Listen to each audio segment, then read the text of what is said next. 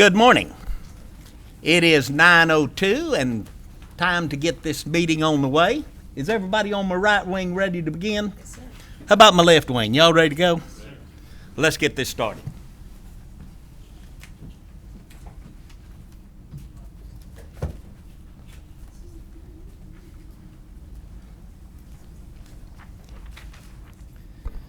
Mr. Josh Romo, 9th and Main Street Church of Christ. Would you come forward and do our invocation, please, sir?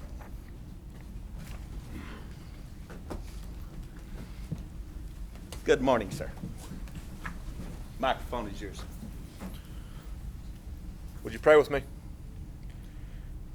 Most high and holy heavenly Father, Lord, we're so thankful for this day that thou hast blessed us with. Lord, we're so thankful for the opportunity to be able to gather this morning. Lord, we pray for the leaders of our great city, Father. We pray that thou will grant them wisdom, Father, in the decisions that they make. And Father, we pray that they will listen with attentive ears to the things that will be presented this morning, that the right decisions may be made, Father. Lord, we are so thankful for all that you have blessed us with to Father, be able to make decisions such as these, to be able to come together and, Father, to be able to approach thy throne in prayer. And knowing, Father, that our prayers will be heard and that, Father, you will continue to look over us. And Father, we pray that we may always look to you and to your word for guidance and for strength, and that we may be governed by what you have given us, Father, in all that we do. It's in your Son's holy name we pray. Amen. Amen. Amen. Thank you, Josh. And if Mr. Jonathan Thompson would step to the front. Jonathan is from the 5th grade at Fort Concho, and he will be assisting us in the pledge today. You ready to go, buddy? Mm-hmm. Let's go. I pledge allegiance to the flag of the United States of America and to the republic for which it stands, one nation, under God, indivisible, with liberty and justice for all. Honor the Texas flag. I pledge allegiance to thee, Texas, one state, under God, one and indivisible. Thank you, son. Thank you. I love it when they stand up and speak up. Good job, son. I thank you very much. And now, we have some proclamations, and these are very important proclamations. And first, I'm going to ask Mr. Jose Sotomayor to come forward. Jose is the Ethicon plant manager, and I want to read this beautiful plaque that will be placed at the Ethicon. Let me read this. On July the 18th, 2014, the Ethicon San Angelo plant will celebrate its 50th anniversary. And this company has been of great benefit and advancement to the medical community across the United States. And locally, the plant has been of tremendous impact to the San Angelo and to the Tom Green County communities, and that impact is felt not only by way of economics, but also through community involvement and participation of the many employees of Ethicon San Angelo. And today, we gather at this celebration to make public our appreciation and continued support for the Ethicon San Angelo plant. Now, therefore, let it be proclaimed that I, Dwayne Morrison, Mayor of the City of San Angelo, Texas, on behalf of the City Council, do officially declare the 18th of July, 2014 as Ethicon Day and extend my best wishes on the 50th anniversary of the Ethicon of San Angelo plant. Together, we can work toward a brighter future for our great city. Thank you so much, sir. Thank you. And so glad to present that to you. Say a few words, please. Sure. First of all, good morning, City Council members, Mayor, and fellow citizens. I feel very honored and privileged to be representing here and accepting this award on behalf of the over 500 employees that we currently have in the San Angelo facility and over the 4,000 employees that have worked at the San Angelo facility for the past 50 years. As a J&J site, we are guided by one principle, and that principle is our J&J credo. And it focuses first on our employees, on our customers, on our employees, and our community service, obviously in which we live in. And I do have to say that for the past year that I've been here in San Angelo, you could see that pride, the passion and commitment that each one of the San Angelo employees feel through their community. So once again, thank you. I know this means a lot to all past and present Ethicon San Angelo employees. Thank you very much. Thank you very much. Let's get a picture with you holding that plaque.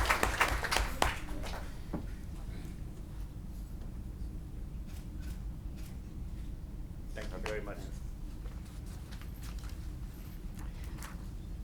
Our next proclamation will be for Americans with Disability Acts Awareness Day, July 214. Mary Paulos, the Assistant Center Coordinator. And do you have attendees that you can bring up?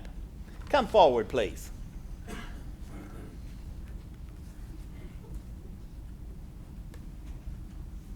Good morning. How are you, ma'am? Y'all come over here so they can get a look at you. Hi. Good morning. Good morning. Good morning, sir. Good morning. Let me read this proclamation. On July the 26th, 1990, President George H. Bush signed into law the Americans with Disabilities Act, ADA, to ensure the civil rights of people with disabilities, establishing a clear and comprehensive national mandate for the elimination of discrimination against individuals with disabilities. And the ADA has expanded opportunities for Americans with disabilities by reducing barriers and changing perceptions, increasing full participation in community life. However, the full promise of the ADA will only be reached if public entities remain committed in their efforts to fully implement the ADA.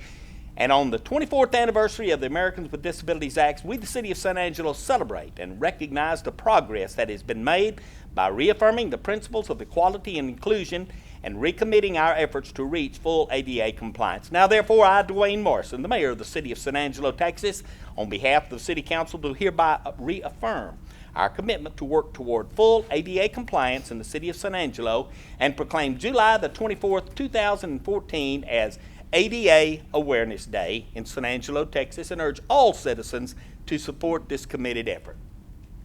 Thank you, ma'am. Would you like to make a speech? Yes. Well, each and every one. I'd like to say thank you, and I would like to introduce my young staff that we've had the pleasure of working with through the summer. We have Sarah Lewis, Caitlin Ornelas, Gabriela Torres, Anthony Jones, and Sarah would like to say a couple of words.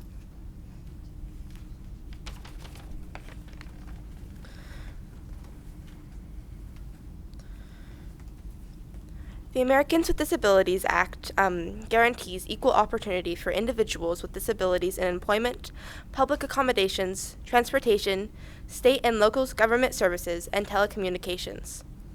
Disability Connections is a center for independent living, providing aging and disability services that are designed, directed, and in most cases, delivered by individuals with disabilities themselves. But it's hard to find them jobs because people judge too quickly. For example, if people see someone in a wheelchair, most just immediately assume that they are incapable of doing things. People offer help without asking them if they need it.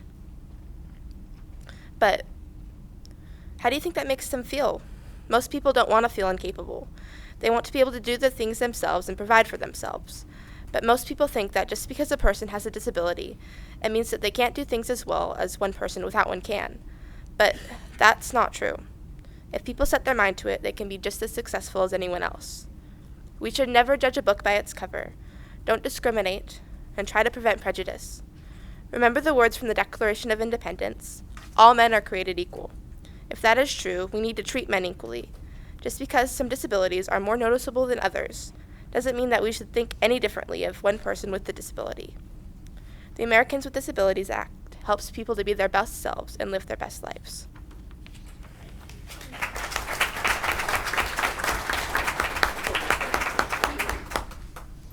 What do you want, Brian? Okay.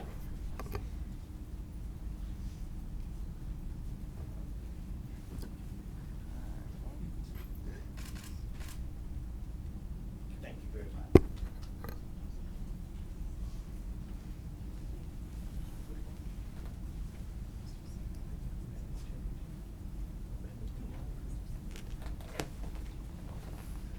much. Did you want a picture with this background, Jose? He'd asked for a picture, so let's do another one with the background. I'm sorry, sir.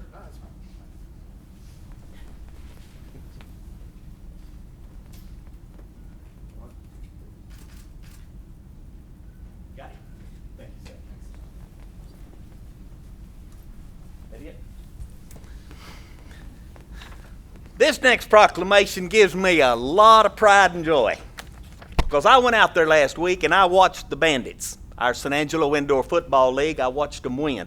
And I'm going to tell you, if you've not watched a Bandit game, these guys, this is a tough, rough game. This is not for sissies. And we have got some tremendous athletes on our Bandit team. And we won big. And if you guys will come forward, I would like to read this proclamation.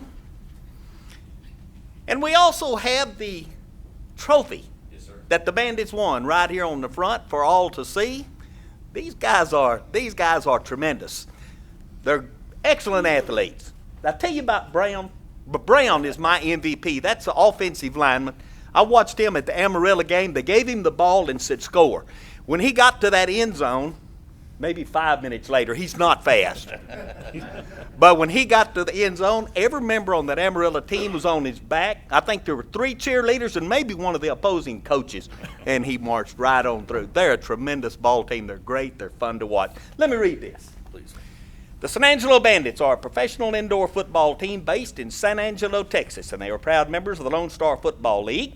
And the San Angelo Bandits have been active for only 2 seasons, and in their second season they are tied for first place. And last season, the Bandits won only 1 game, and this year they have 8 great wins.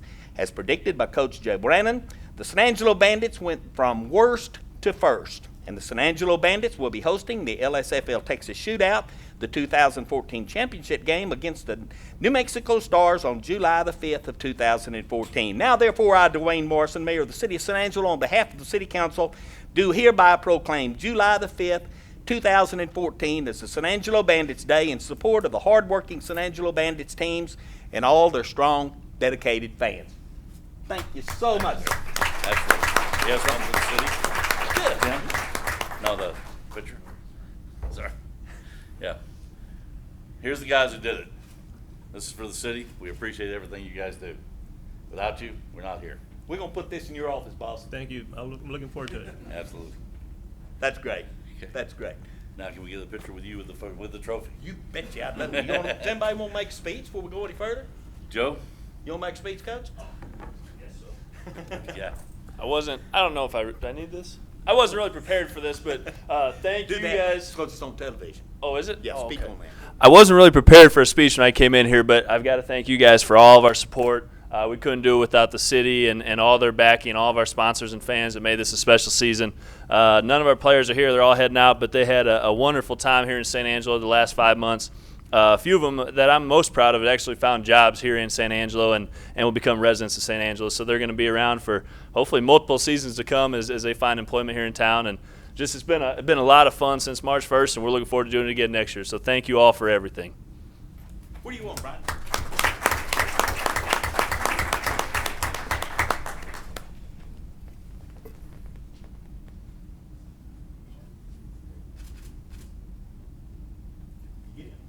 Thank you, gentlemen. Thank you very much, sir.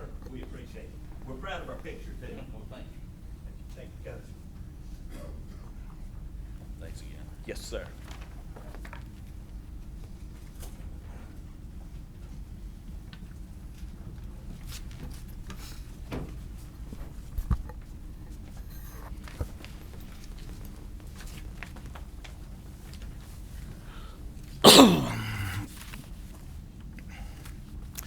We will now take public comment. This is the part of our meeting where we allow the public to come up and say the things that they want to say, either pro or con, and we get them both ways. So this will be your opportunity. Let me read the legalities here, and then I'll open the floor up to the public. The council takes public comment on all items in the regular agenda. Public input on the regular agenda item will be taken at its appropriate discussion. Public input on an item not on the agenda or consent agenda may be identified and requested for consideration by the council at this time. The council may request an item to be placed on a future agenda or for a consent agenda item to be moved to the regular agenda for public comment. On public hearing items, public input will be received on each item immediately following the council discussion and prior to any action on the item. Each member of the public shall make their remarks from the podium and begin by stating their name. Remarks by each citizen will be limited to 3 to 5 minutes unless waived by a council member for all speaking on that matter. No individual will be allowed to speak more than once on any subject until every citizen wishing to comment has done so.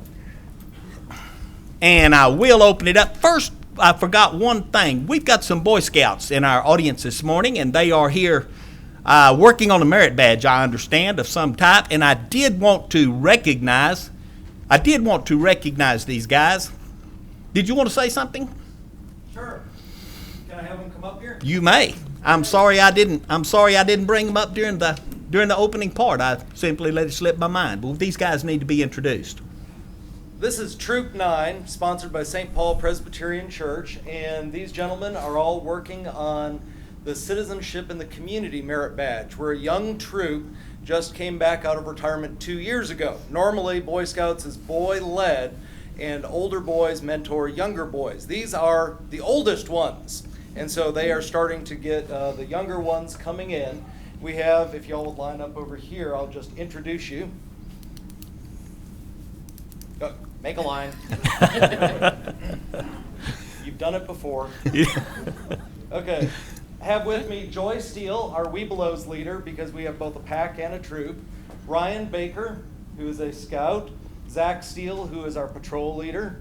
RJ Hasty, who is a scout and first-class scout. We have Jonathan Gaitan, who's our senior patrol leader. Joshua Davenport Herbst, who is our assistant patrol leader. And Joshua Hill, who just passed 2 boards of review at one time and is going to go 2 ranks up in the next couple of weeks. So we are here working on citizenship in the community and just very delighted to be with you. They've been learning the last 2 weeks about things like RFPs and... Yeah, we've learned a little about that as well. Yes. And so we're looking forward to hearing the discussion. Thank you very much. Thank you so much, and congratulations, gentlemen. Y'all hang in there. Good to meet each one of you.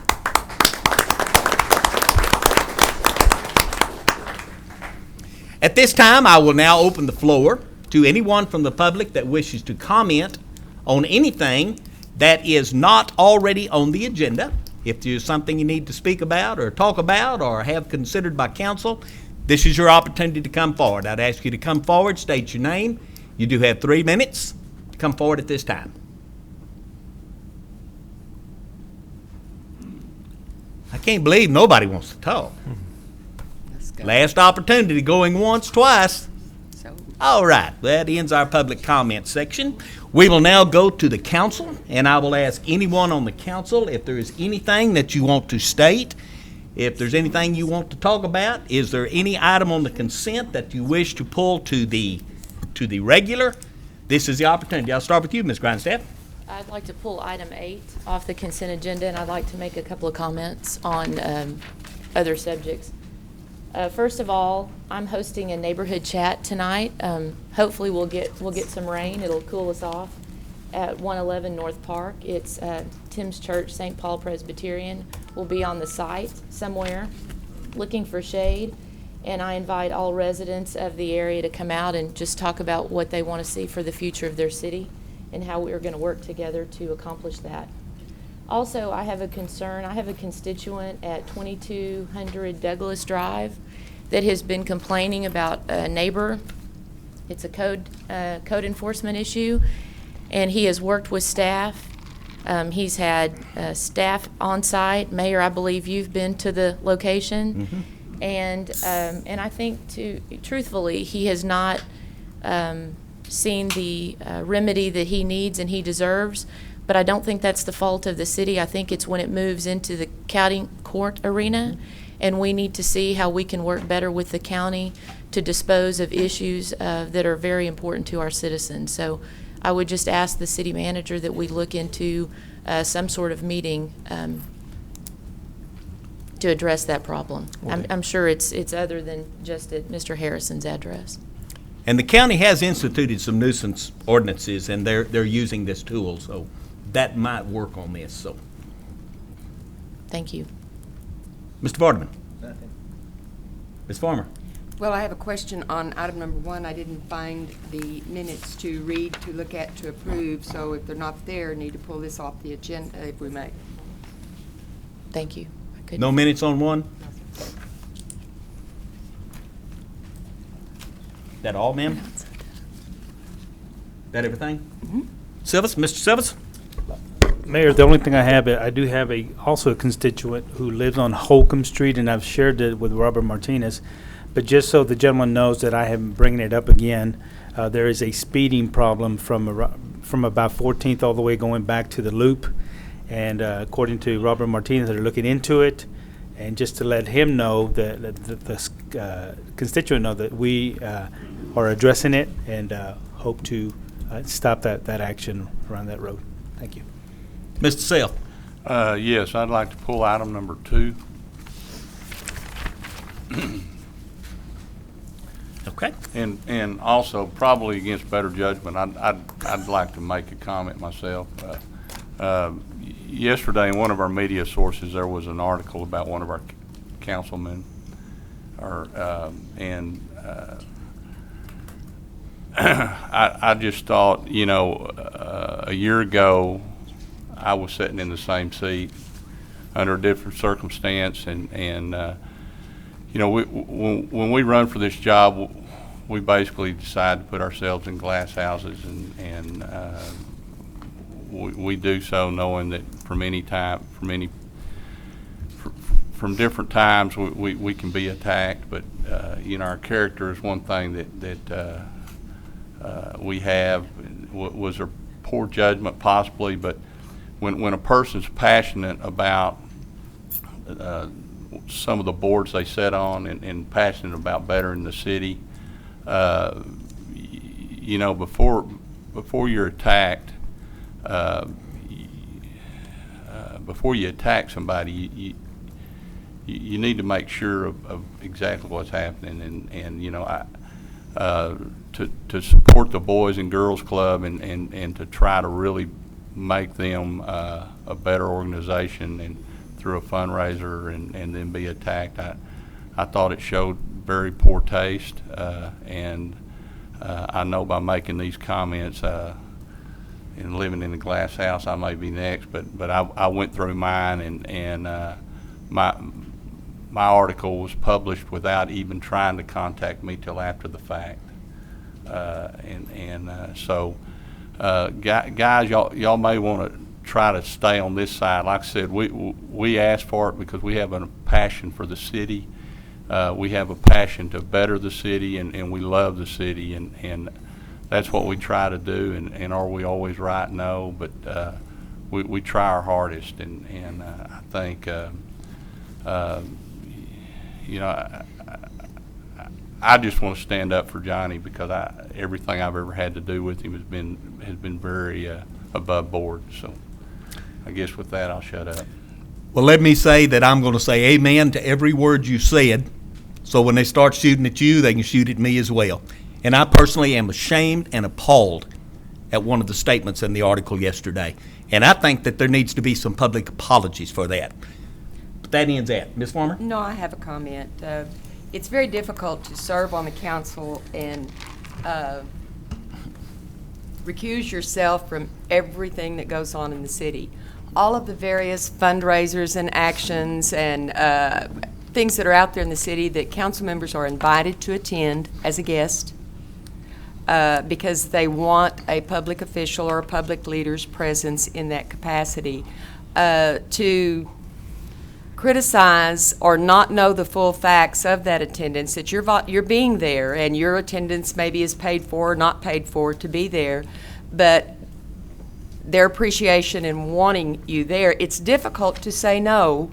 Oh, I can't do that because it might make me look bad, or I can't do that, or it might make me look like I'm doing something illegal, when really and truly you don't sometimes consider all of the work and the efforts put into by council members. And I too am going to defend Councilman Silvas.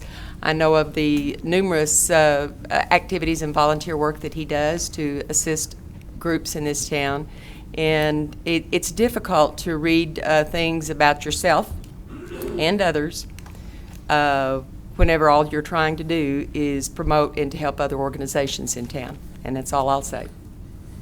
All right. Don? Well, I'd just like to also say I was in support of Marty when he went through his problems, which wasn't really a problem, come to find out. But I'm behind Johnny 100%, and want to assure him that, I think that he's doing a great job on the council and a great job in the community. Thank you for your service. All right, let's move on. Okay, the Senate consent agenda, we will pull item number 1 because there were no minutes for us to read. Marty has pulled item number 2. Elizabeth has pulled item number 8. So I will entertain a motion at this time to approve consent agenda items 3, 4, 5, 6, 7, 9, and 10. Move to approve. I'll second that. I do have a motion to accept these items. I do have a motion. I do have a second. Do I have any further council comment on these items? Do I have public comment on the items that we are about to vote on? I'll call for the vote. All of those in favor, please say aye. Aye. Any opposed, nay. Drop a 6-0 on that one, please, ma'am. Item number 2, this is pulled by Marty. This is consideration of authorization for the city manager to execute change order number 5 and all related documents between the City of San Angelo and Templeton Construction LP AP 0411 associated with the terminal building renovations project in the amount of $273,736.95 at the San Angelo Regional Airport. Mr. Self. I just, based on what transpired a year ago, I just need to recuse myself of this. Okay, sir. Come back when we call you. Do not. And if we don't call do you. not leave the building. Lou, would you like to start on this, sir, and kind of give an overview of what it is? I think everyone is aware of it, but just kind of an idea of what we're doing. Good morning, Council and Mayor.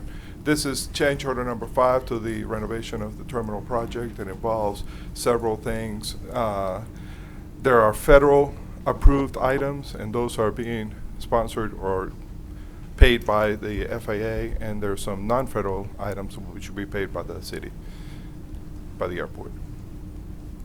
I'll be happy to answer any questions. I'd like to just make one comment. And these are airport renovations which have been going on for several years. Yes, sir. And there's been some problems. Yes, sir. And I have talked with you, and I have also spoken with Templeton Construction. And I have come to the conclusion that some of the problems we're having belong to us, you, and some of the problems belong to Templeton Construction. I don't think there's any perfection on either side. Correct. I would ask you, Lou, as a friend, just like I asked Mr. McClure as a friend, you boys get together, work on this, shake hands, start over, and let's make this deal work. You're angry with them, and he's angry with us, and we're not getting anywhere. So I'm asking you as a personal friend, y'all get together, start over, and let's make this deal work. Fair enough, sir? Will do, sir. Thank you. I will ask for a motion on this. Anyone wish to make it? Motion to approve. Second. I do have a motion to approve. I do have a second. Do I have further council discussion on this item? Do I have public comment? The motion has been made that we accept change order number 5 between Templeton Construction and the San Angelo Airport for renovations. It has been seconded. All in favor, please say aye. Aye. Any opposed, nay. Put a 5-0 on that one, please, ma'am. Come back, Marty.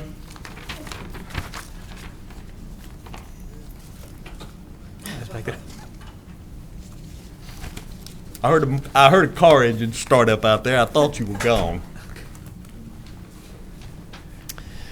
We now will work with number 8. This is the item that Elizabeth has pulled.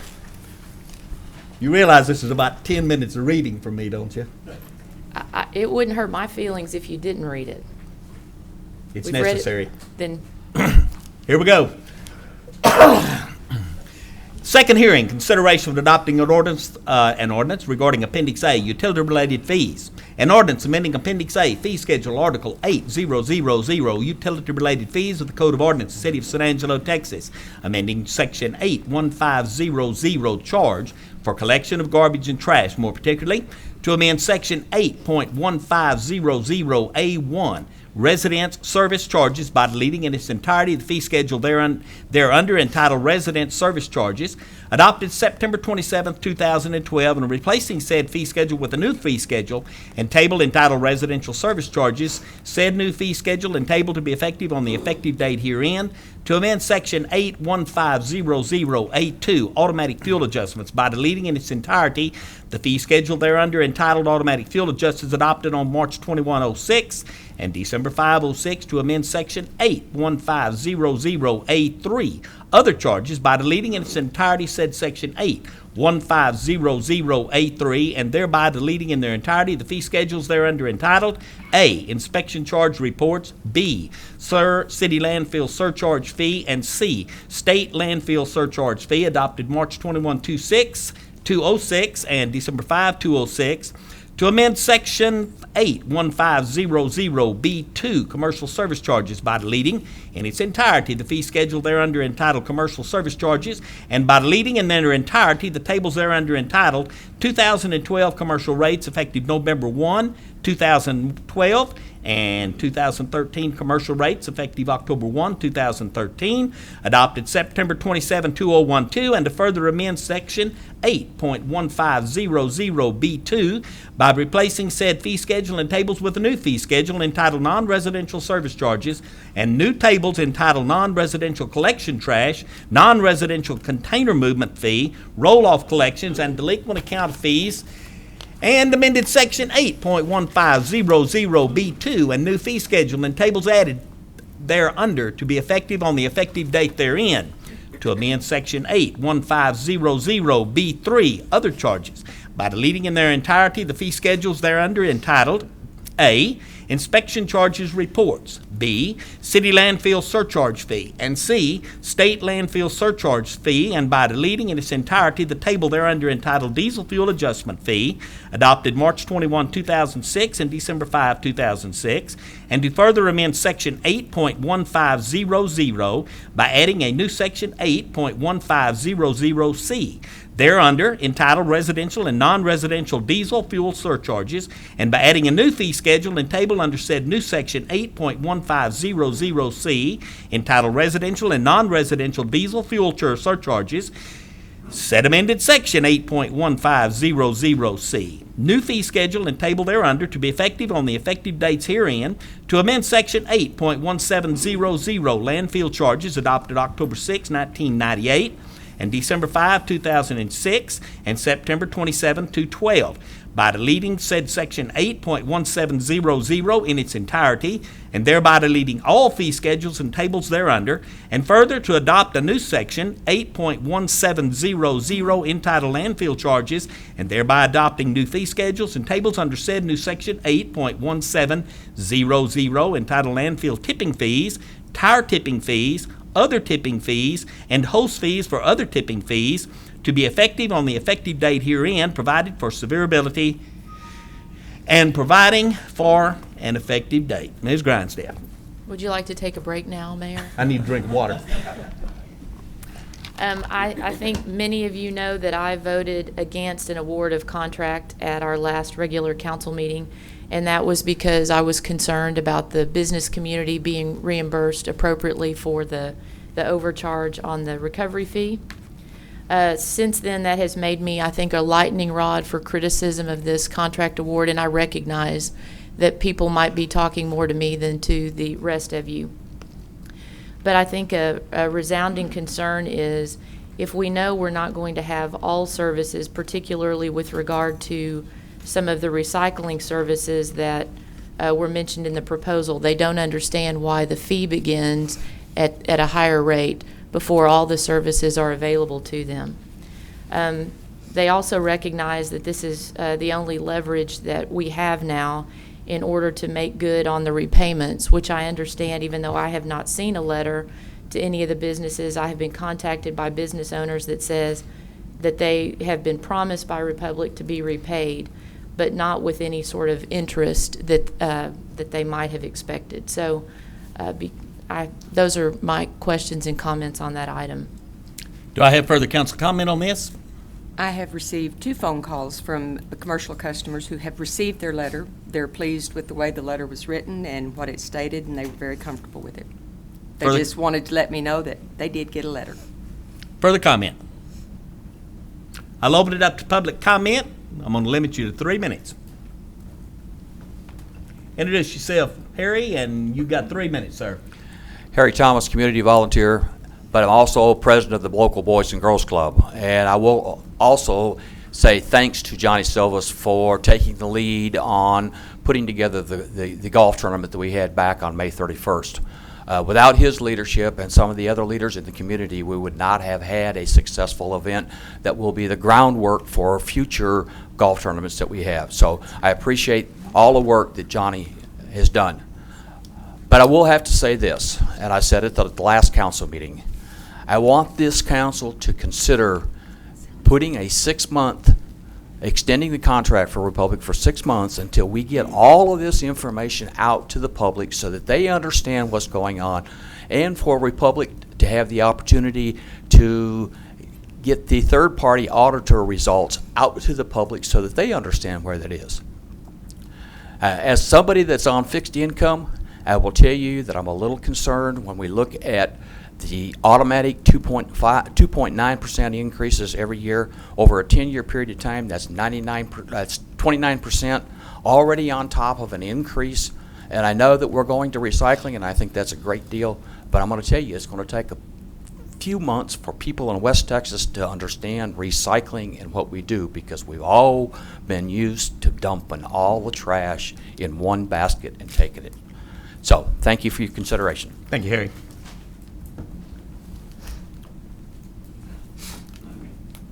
You know the drill, sir.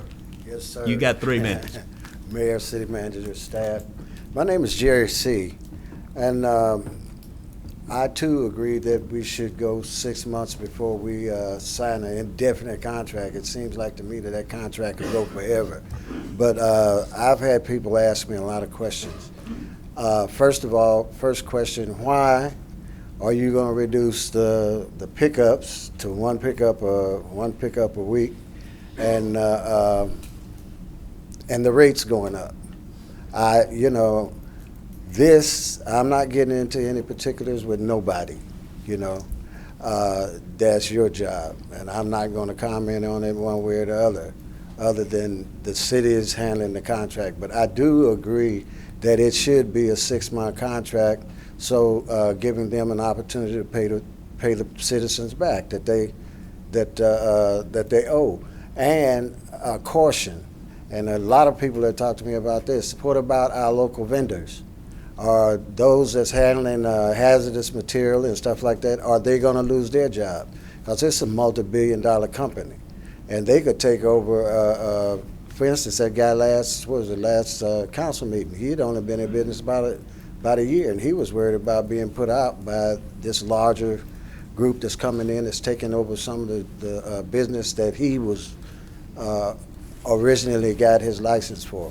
So this is a very important issue, and I wish you guys, I compliment you on most of what you do, but please think about this, because see, the little people are hurting, because comments like they're wasting garbage all over my front yard and stuff like the wind's blowing garbage everywhere, and those guys don't come back and they don't pick it up, and they turn the cans upside down in the street and bang them, and when they do, it leaves a print of garbage that's stuck.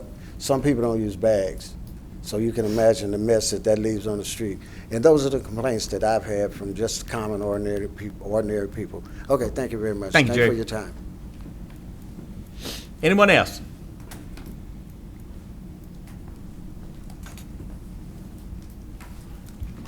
Yes, ma'am. Good morning. Lindsay Flakey, Executive Officer of the Home Builders Association. I have a question regarding the fee schedule. It does include roll-off collections as well as different cubic yard dumpsters. A lot of construction and debris is currently being collected in temporary front-load canisters. I'm just curious if that service will continue through Public Services offering the smaller cubic yard dumpsters as well, and at the price stated in the fee schedule for non-residential collections. I have contacted Republic Service twice with this question, but have not yet been answered on that. Shane? The service for construction debris and front load smaller containers is not going to be offered any longer. That's not an industry standard. I don't know how that actually got started in San Angelo, but Republic, as well as all companies, agree that that's not a good practice. It causes a lot of damage to their vehicles and their equipment, and was something that we negotiated out of this contract. That and again, that was something that was kind of unique to the city of San Angelo, actually having construction debris being placed in an 8-yard front load or a 6-yard front load canister. As it goes up and it gets into their compactors, it tears up their equipment quite extensively. So that's something that has been negotiated out and will no longer be offered. Mayor? Well, Yes, Shane, ma'am. while you're still up there and while Lindsay's close to the microphone, can you explain the legal issue that was brought up at the last meeting regarding construction debris? I'm a little confused. Is there a law that requires competition for that service? I can let the city attorney maybe explain that a little better. There is a law in the state statute that's underneath the county section. Again, I'm not legal counsel, so I don't feel real comfortable talking about that. But there is a law that talks about it that seems to be rather ambiguous, and people across the state do seem to disagree from place to place, industry to industry, as to how that's to be applied. But we can allow the city attorney to address that if you want to. Right, and this statute to which you refer does allow an exclusive contract with regard to those services within the city limits. Should the law be changed or clarified in the future, we've indicated that we will comply and amend the contract as required if necessary. So you just said it allows exclusivity? Yes. Okay, can Lindsay respond to that, please? Yes. You've all probably been contacted by the home builders. That's why I'm asking these I questions. would respectfully disagree that it does allow for private entities to contract with construction to remove construction debris. And it does allow as a public agency, which is defined as a municipality. So there are different communities and providers that use this law to open up an open market for construction removal. So we would, of course, like to be able to provide an open market for construction and demolition with waste under this statute. I can provide more information as well as a copy of the health and safety law if you'd like a copy. As for the front load containers, again, we were not aware that this is not going to be a service offered. It is a current service offered and one that the builders and contractors use and use extensively on their construction site.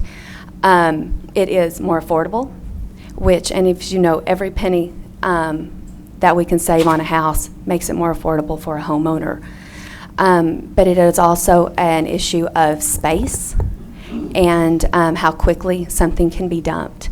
We try to be very considerate of the neighbors in an area, and almost every contractor up to the sheetrock stage will use a big roll-off because it has very large debris to put in it. At that time, as the house gets larger and the space diminishes, a smaller front load works better for everyone as it gets emptied on a regular basis, and it has the room to be able to work on the site. So again, this is a service we have enjoyed, and it is a service we would like to request that we continue to have available. So I can just let me know what I can do to help on both issues, but I have a question. Yes, The ma'am. law that you're referring to, state law, that is an option, that it's not required, it is an option. Is that not correct? It is an exception within the law. The law says that there can be exclusivity, and then this is used as an exception. And by Shane's clarification that this is not offered in the contract, that settles what the home builders need?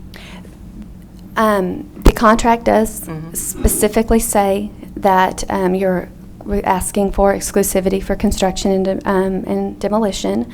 We believe that the state law does provide for exception as a private individual to contract with another company if they so choose, so the choice is within the contractor's hands. And again, that's an item that on our part, as far as the city, we have a different interpretation. And that's something that at this point, that interpretation will have to be probably reviewed at a future date. But our interpretation is that we do have exclusivity, and that's something that we've stuck with during our negotiations as well. Again, without going into too much detail, because this is a legal matter that more than likely we will get into probably in the future, we will tell you that right now at this point we do believe that our interpretation is correct. Okay. And we believe ours is. Thank you, ma'am. Noted. Thank you. Further public comment?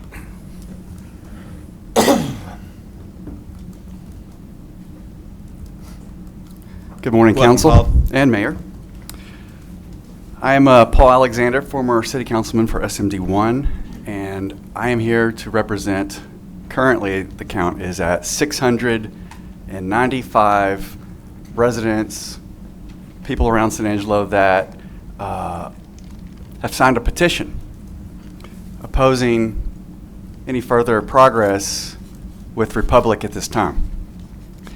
Now, to give you a perspective for some people that don't know, this has been presented to us before through change.org back in November 2012, when we had 518 signatures come to us via email wanting to investigate the water department. That was over a 45-day period. We hit 500 in under 24 hours. We're at 695 in 48 hours. Not even 49, it's 48 hours since the time we posted this, asking for people to sign it. So this is a very strong response, very strong. And I've been saying this all along, that the citizens of San Angelo see a problem, and you say, well, they can't see what we see. Well, principles define themselves. They're self-evident. They're truths that they're not written law, but they are, lying's going to get you in trouble. That's a principle, for example. There are some things that have been brought up here that in business, if you violate them enough, you'll go under as a business. So businessmen don't do these things. They had 7 points to sign on. Okay, they signed off on all 7. So there's a lot of reasons not to sign this petition. I'm sure some people passed it up, but these nearly 700 people signed it. And reason number 1 is that when you award a contract for $400 million, and the people responding to the RFP have something to say about it, like, why are you carrying over liabilities from a previous contract into our contract where we have to pay for it? And they want to tell you about it, but the RFP doesn't allow for that, so they have to go ahead and turn in figures anyway. And they want to tell you about it, but you don't ask them a question, and there's a anti-lobbying effect, and they can't even call you. Then you don't know, because y'all didn't ask any questions. Y'all don't know what they're thinking. And I don't see that as good business. I don't see any of that as good business. 29 seconds, so I don't have that much time. I'm going to go through here. Listen, in my opinion, in the situation we're in right now, Republic would not have that contract. They'd be getting sued by the city of San Angelo because they owe money to our citizens. This is not the time to enter into a contract with them. At least wait 6 months. When I say that, I say go back and do it the right way. There's no time like right now to do the right thing. That is always true. And now's the time to do the right thing. Slow this thing down. I would start the RFP process all over, and I really think Republic could win, but make it a fair and square deal. And if somebody says this was fair, no way, you're violating principles. You're violating principles if you think this was fair. Thank y'all very much. Thank you, Paul. Anyone else?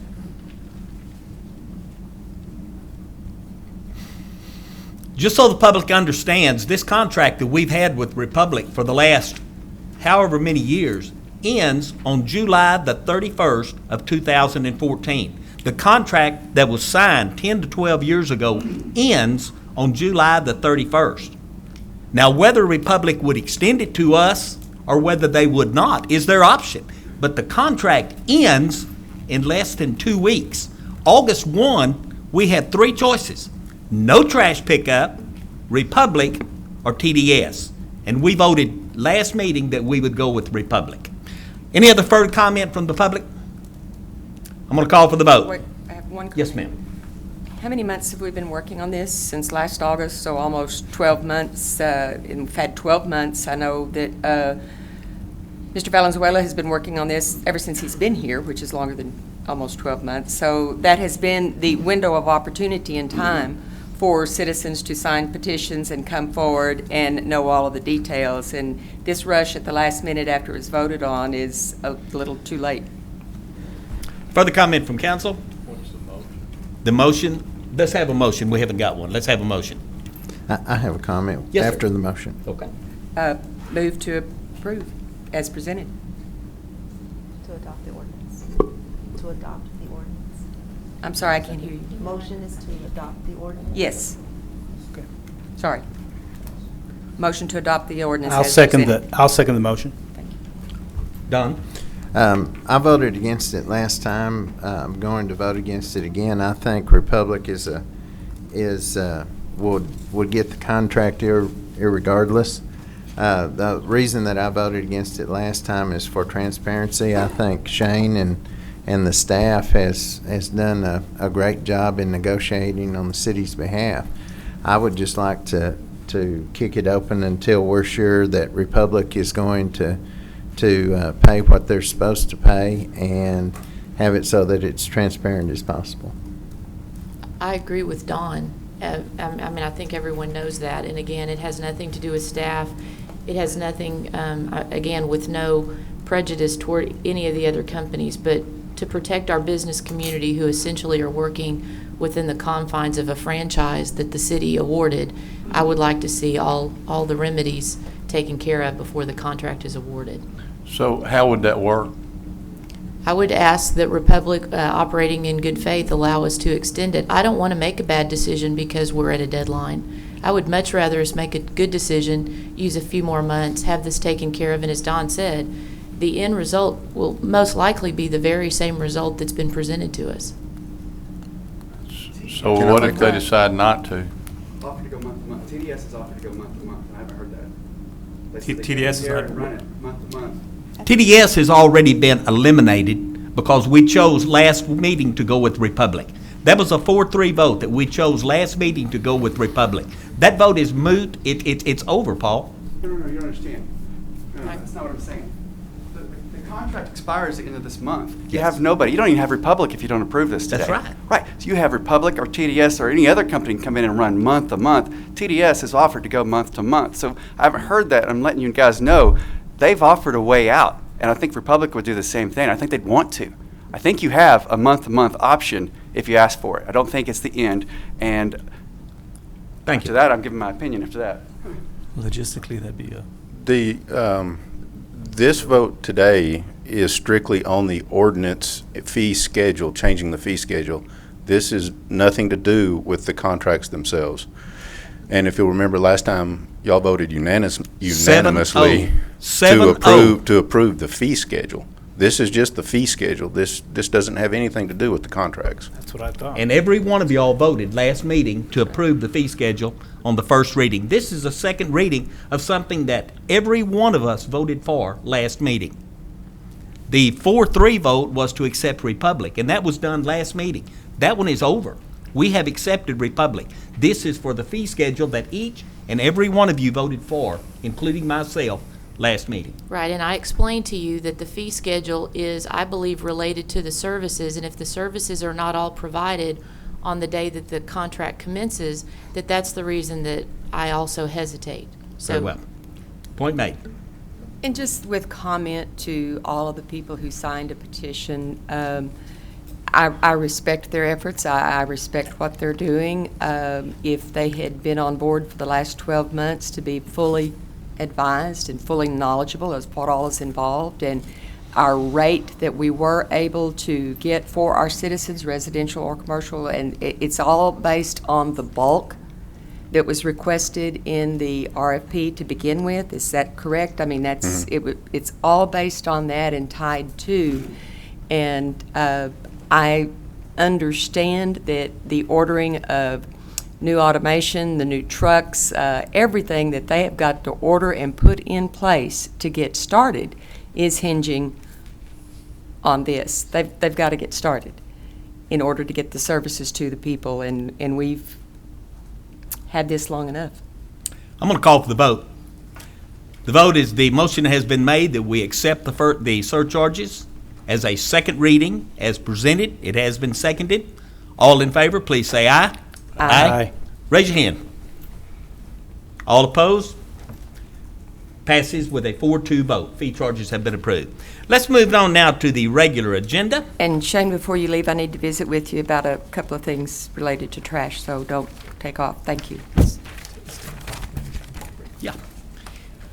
It's 10 o'clock. Let's take a little break before we go into the regular agenda. 10:19. Let's get this meeting started again, please. Do want to make a note. Item number 18, the first public hearing, consideration of an ordinance, Z1413 Mike Carter, has been pulled. We will not be dealing with item number 18. So if anyone in the audience is here for that, we're not going to deal with it. What is it?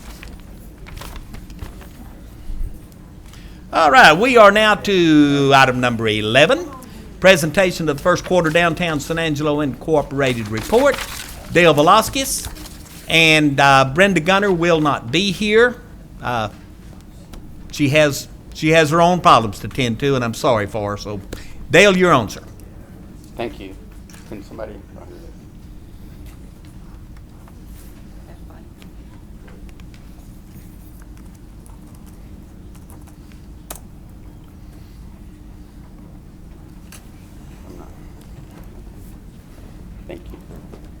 Thank you. Thank you, Council. I'm going to be pretty quick and short to the point. If you've looked at our report, I'm sure you already have, I'm going to skip down to the Central Business District. Ooh, I just went too far. I just want to bring this to your attention. What we've noticed, there's a trend that's been happening actually with the third and fourth quarter along with the first quarter. There's been a change in the revenue that's being generated. We've seen a decline as far as the Central Business District, while the rest of the city is really doing very, very well financially in terms of creating sales tax. We've seen a decline and believe that we're not seeing the profitability that's coming to downtown San Angelo that the rest of the communities or the rest of the city has experienced. And predominantly, we believe that the change that we're seeing is being drawn through the oil and gas industry. And so downtown is kind of not on their radar map, if you will, in terms of coming to spend money and participate in the business district downtown. And so one of the things that we're doing, and we've been blessed that ASU has internships that they're working with us to develop a marketing plan to bring more attention, make our new citizens and people who are visiting our city more cognizant of what's going on downtown, and then to help subsidize some of that marketing campaign that we were implementing is we're creating a merchandising strategy, if you will, creating a logo for downtown, creating a slogan, creating T-shirts and things like that we can sell, that we can merchandise to help offset some of the costs that we would have to undertake as far as creating a marketing campaign. So that's a more current vision of what's going on. I want to just talk a little bit about the reinvestment that we've seen in the first quarter downtown. The West Texas Dominion Properties spent $5,000, and here's a gift that keeps giving, the San Angelo Area Foundation. Hey, Matt, thank you for your support. A couple of large investments that have taken place in the first quarter. This one, we're very proud of, the $12,000 reinvested by the 30 West Loft apartment units that are and have been developed in downtown. That's, again, one of our major initiatives for us is to get downtown living. And some other properties that have spent a considerable amount of money, some property sales. In the first quarter, we had 3 businesses that started, expanded, or relocated. We had 1 new business start up, and we've seen 24 new jobs created in the downtown area.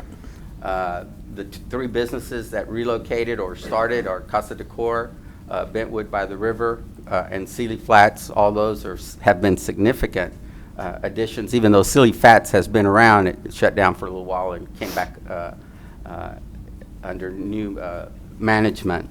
So in the first quarter, we saw $1,176,000 reinvested in downtown for a cumulative, and again, this cumulative number of $81,699,590 is reflective of when downtown San Angelo became a Main Street city and started its reinvestment, development, revitalization of downtown San Angelo.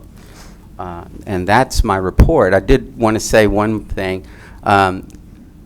In light of everything that's taking place and some of the comments that have been made about City Council, last City Council meeting, I made a recommendation that we not vote for a particular development piece, but I don't take that personal. I see that as you taking your wisdom and knowledge and understanding of what the city needs, and we respect that, and I continue to hope and pray that other people will do the same in whatever issues they do when it's City Council. You guys have a really, really tough job. I know it from working with you on various issues, so thank you very much for your support. Thank you, Dale. Dale, I do have a quick question. Yes, sir. Excuse me, Mayor. The property sale at 801 and 819 South Oaks, is that, I guess that's the same property? There's an There are 2 lots there, yes, sir. There's 2 lots. Now, Yes. those have been sold or they're for sale? They sold. They sold? Yes, sir. Okay. But as of right now, we have no knowledge of what the intent is to do with those lots, but they have been sold. Okay, thank you. Yes, sir. Further questions from council for Dale? Just that I'm always so impressed with the numbers that you're able to put up. We're all seeing and experiencing the reinvestment, and it's wonderful. It certainly makes San Angelo a standout in the state, whether it's, to the benefit of our own residents or tourists. Thank you for what you do. Thank you, Elizabeth. And also to Brenda and Ken Gunner for what they've done. Mm-hmm. Thank you. We're sorry she's not here. Yeah.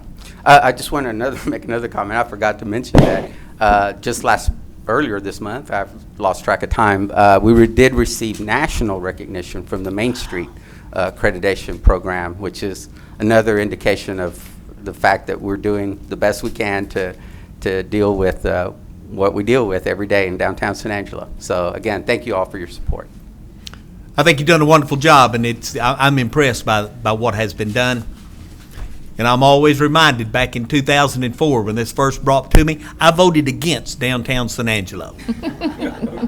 I have been a dues-paying member ever since, and I regret my vote. So y'all are doing great. I appreciate it. That everything? Thank you, Dale. Let's move on to number 12, first public hearing, consideration introducing an ordinance amending the Water Conservation Ordinance, an ordinance of the City of San Angelo, Texas, amending Chapter 11 entitled Utilities and Solid Waste, Article 11.200, entitled Water Conservation and Drought Contingency Plan, more particularly by amending Section 11202, entitled Water Conservation Measures, and Section 11203, entitled Drought Stages and Water Management Measures, in order to provide for additional excessive usage fees for water usage for single-family residential accounts, providing for a penalty for the violation of this ordinance, providing for severability, providing for an effective date. Mr. Dixon. Good morning, Council and Mayor.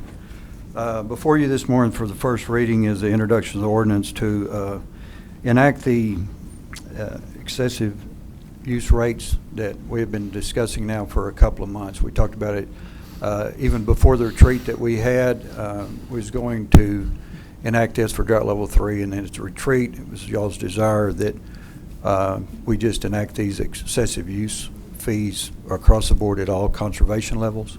And before you, this is exactly what we're bringing for the first reading. If this is approved and adopted, the second reading will be in the first meeting in August, and these rates would not go in effect until the September billing. So we'd give the public plenty of time for adjustments to this. So I entertain any questions at this time. I do have one question for the council. Since Rodney is not here and he is a major proponent, do we want to go ahead and listen to it, to go through this today? Do we want to wait for Rodney? I'd prefer that Councilman Fleming was here. I really would as well. Since he carried the ball on He's this thing. been a very strong proponent of this, and I really want his input. Well, since I've been against it, I don't mind waiting on him. Okay. How the rest of you guys feel about it? I think you should share. In the 2 weeks or so that we might have, I mean, not that I don't want to hear from you, Ricky. Is it possible, though, to schedule a public meeting and talk to citizens in an arena that's not here in this room between 9 a.m. and 3 p.m.? We can definitely do that. good I don't have idea. a problem with it. It does Okay. sound like a good idea. Aren't you having a town meeting tonight? Well, it's not on water, it's on Oh. everything. Can't Sound bring like No, we that. can do that. That's But whatever. I always feel better when you give people another opportunity to speak. I think I think it's an excellent idea. Yeah. Somewhere that's convenient for And in- citizens and in in a the time evening. frame. Okay. Well, Elizabeth, I think you can add this topic to your everything meeting. Get the I would ball imagine rolling. the everything meeting will come up, but everyone is welcome to join, but I don't want to take any of the spotlight away from Ricky this evening. Oh, thank you. And Ricky, I was looking at your background on this, and then I had to go back to the old contract where the lines are struck through to see what we're changing it from. I'd like to see a graph, what it is now and what the proposal is, side by side, if that's possible at this meeting with people. Okay, we can do that. Okay, thank you. All right, since the council seems to all agree by consensus that it would be best to wait for Rodney, thank you, Mr. Dixon. I apologize to you. No problem. Christie, I apologize to you, but we would rather wait on this until we can have a full council. Let's move on. Number 13, we will postpone until after the executive decision, and whatever's decided in the executive, then we'll go back and pick up 13. Number 14 is consideration of approving construction of a new boat ramp at Lake Nasworthy to assist with San Angelo boat races and to provide better lake access for recreational users, and authorization to expend up to $110,000 from the Lake Nasworthy operations capital account, with $35,000 of this amount having been previously committed to construct a new boat ramp and associated infrastructure and access. Mr. White, you are on, sir. Yes, sir. This is actually a revisit of an earlier item that council saw back in January of 2012. Just a quick look at the location. This is Lake Nasworthy. Here's Knickerbocker Road. Fisherman's Road leads into Spring Creek Park. Spring Creek Park at the lake is the most popular park at Lake Nasworthy. The proposed location of the boat ramp is here at this point on the lake. Zooming in, it's this location here where there's an existing boat ramp, single-lane boat ramp, in not very ideal condition, and Spring Creek Marina. Opposite this is Middle Concho Park, which has 2 boat ramps. There is one other boat ramp at Spring Creek Park. It was put in by the proponents of the showdown in San Angelo as basically a ramp to pull boats out for the drag boat races. Quick look at what we're proposing to do in terms of the project. Here's the existing ramp. The pipe rail fence runs along this way. We're proposing to build a 2-lane new ramp, adjust the pipe rail fencing, reclaim some of this property here for turf. There's a large island here. We would adjust the size of that island to be a little bit smaller and pave a portion of that, so boats trucks, trailers, and boats can get in much more easily, back up, and then park. We would build the boat ramp, adjust some of the pipe rail fencing, and put in asphalt on portions of the property. Primarily, the organizers of the Showdown in San Angelo and the Chamber of Commerce are requesting this. Council did talk about this item back in January 17th, 2012. At that time, council committed $35,000 along with $15,000 from the chamber to do this project. At that time, we were looking at doing the project with volunteer labor. That volunteer labor is no longer available, so to do the project, we would have to contract it out. Quick look at the budget and the estimated cost. The ramp, estimated $100,000. The new asphalt work, $17,500. The pipe rail fencing and signage, $5,000. Design, $2,500 for a total of $125,000. Funds currently available, $50,000 as previously mentioned. We would need $75,000 additional to do this project. Those funds are already available in the capital account. We wouldn't have to tap into the Lake Nasworthy Trust interest income account. And staff recommends proceeding with these improvements. Now, if it is approved, we wouldn't be able to have it all done before the drag boat races this coming September, so it would be the following. And of course, if we bid this out, we'd have to bring it back to council. I have two questions. Will the ramp construction be of a make that so when we lose water level, the lower water levels, that a low water launch will be possible? Meaning, are you going to go further down in the water than it is now? I definitely want us to do that. And the other question and request is the road, the Spring Creek Road that goes there. It's overgrown with grass. It's kept mowed. It's nice, but you know, a resurface of that road or a widening of that road is definitely needed from the gate all the way to the Spring Creek. Is that a possibility and a consideration? While we're out there working, it does need to be done. We've not made improvements at the Lake Nasworthy area in so long, and I'm all for this. I support it. I'm just asking for a little more to be considered while we're out there and disrupting recreational traffic, if we can do this, if it's possible. We'll definitely look at the cost of that. We'll have to get with the city engineer and Shane Kelton to see what the cost of that would be. Okay. But you're talking about Fisherman's Road in the interior of the park, as From well the as gate, in the interior, right there, all the way to where you're building this new ramp. Can that road be widened and improved? And I'm not talking with this approval. This standalone, I'm for it, and I'll move to approve as requested right now. But also, during that, I would like for you to consider and see if we can't do some more improvements through there. Okay, we'll look at the feasibility of that and look at what the cost would be and get it back to you. Thank you. Ms. Farmer, I'd also, on the ramp, I'd like to point out, yes, it does go farther, but I do want it clear that this is not the deepest part of the lake. I understand. So that doesn't mean that we're going to be way, way, way down. So when the lake levels drop like they did in the past, you know, this area certainly could be one of those that Okay. isn't. Move to approve as I'll presented. second that motion. Further comment? Don? Where does this leave our capital budget for this particular item? Well, After this particular item? In terms of what's in the Lake Nasworthy Trust account, I think there's about $650,000, if Tina can correct me. And then in the capital account that currently exists, there's about $500,000.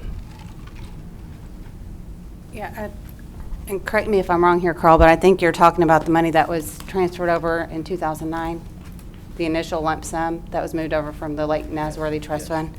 Okay, so right now, with all known expenditures and commitments, there's about $229,000 left of that amount.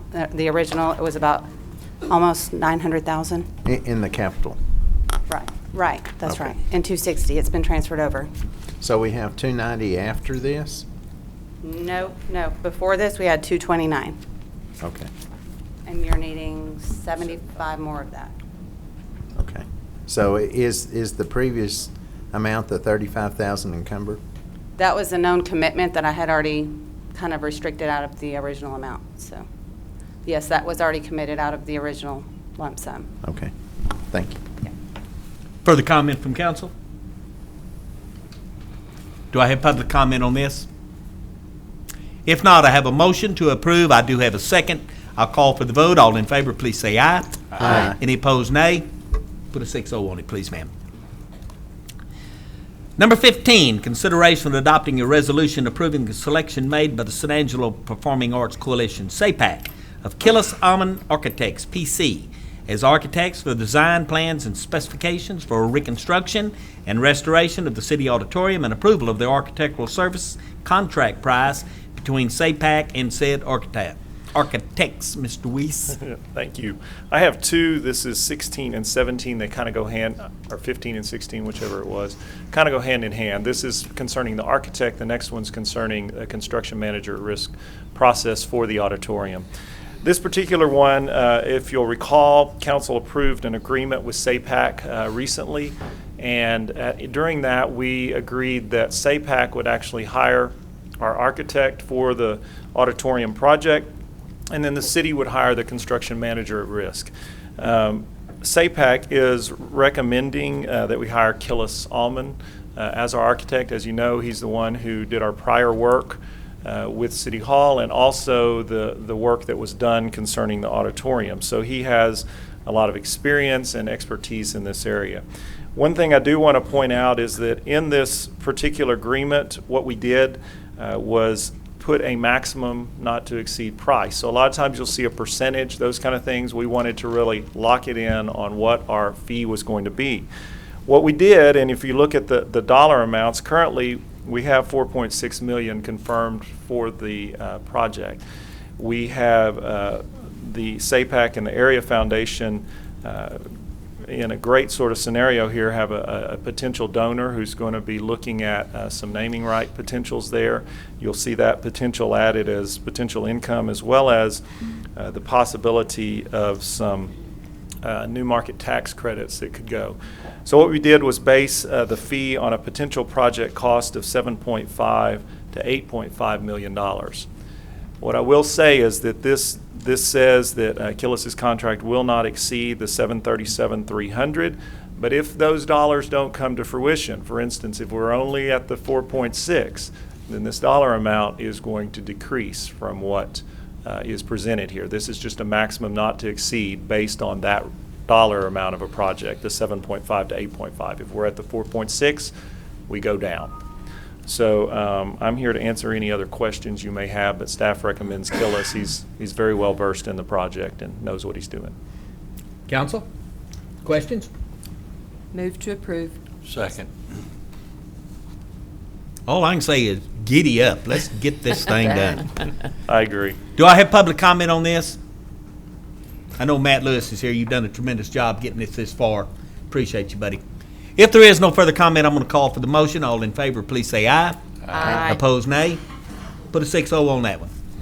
And number 16, you said was the same going, consideration adopting a resolution authorizing the use of the construction manager at risk method of procurement for construction relating to the restoration, reconstruction, and possible addition of an annex to the city auditorium project, and directing the purchasing department manager to prepare and publish a request for proposals for contract manager at risk contract for the project. Rick? And this one, same thing. What this is just authorizing us to start the process to select someone. So once we get those proposals back in, that'll come back to you for final approval. So this is just starting the process. Move approval. Second. Do have a motion to approve. Mr. Self, Charlotte has seconded it. Do I have any further council comment? Do I have public comment? Call for the vote. All in favor of the motion as presented, please say aye. Aye. Opposed, nay. Put a 6-0 on that one. Thank you both. Number 17, first public hearing and consideration of introduction of an ordinance amending Chapter 12, Exhibit A, zoning ordinance of the Code of Ordinances, City of San Angelo, Z 1412, SNL Deckers. An ordinance amending Chapter 12, Exhibit A of the Code of Ordinances, City of San Angelo, Texas, which said Exhibit A of Chapter 12 adopts zoning regulations, use districts, and a zoning map in accordance with a comprehensive plan, by changing the zoning and classification of the following properties, to wit, 715 West Highland Boulevard, located approximately 65 feet southeast of the intersection of West Highland Boulevard and Kenwood Drive, more specifically, occupying the Park Heights Addition, Block 24, east 100 foot of lots 1 through 3 in central San Angelo, changing the zoning classification from single-family residential RS1 to two-family RS2 district, providing for severability, providing for a penalty. Patrick Howard, you are on, sir. May I interrupt just for Yes. a moment, please? We're moving real fast here, and that's great, and that's wonderful. Council members love that. But today, we have some special guests in the audience with the Boy Scouts who are trying to learn municipality and government. So I'm going to ask that whenever you refer to RS, that you take a moment just to say what RS was, anything that is like that, so that the young men in the audience can follow along a little better, please. No acronyms. And if they have questions, we certainly want to answer them for them. And maybe so the mayor can understand. Okay, we'll do that. Thank you, Mayor and members of the City Council. As been stated, the applicant, S&L Deckers, is wanting to request a change in their zoning. The zoning is currently single-family residence, which is RS1, and they would like to rezone the property to a more dense use of RS2 zoning, and that is in single-member district number 5, which is in the Santa Rita neighborhood. So there was notification sent out to property owners within 200 feet of the subject property. 22 notifications were sent out. Of those 22 that were sent out, 4 returned in favor and 1 opposed. At the Planning Commission, the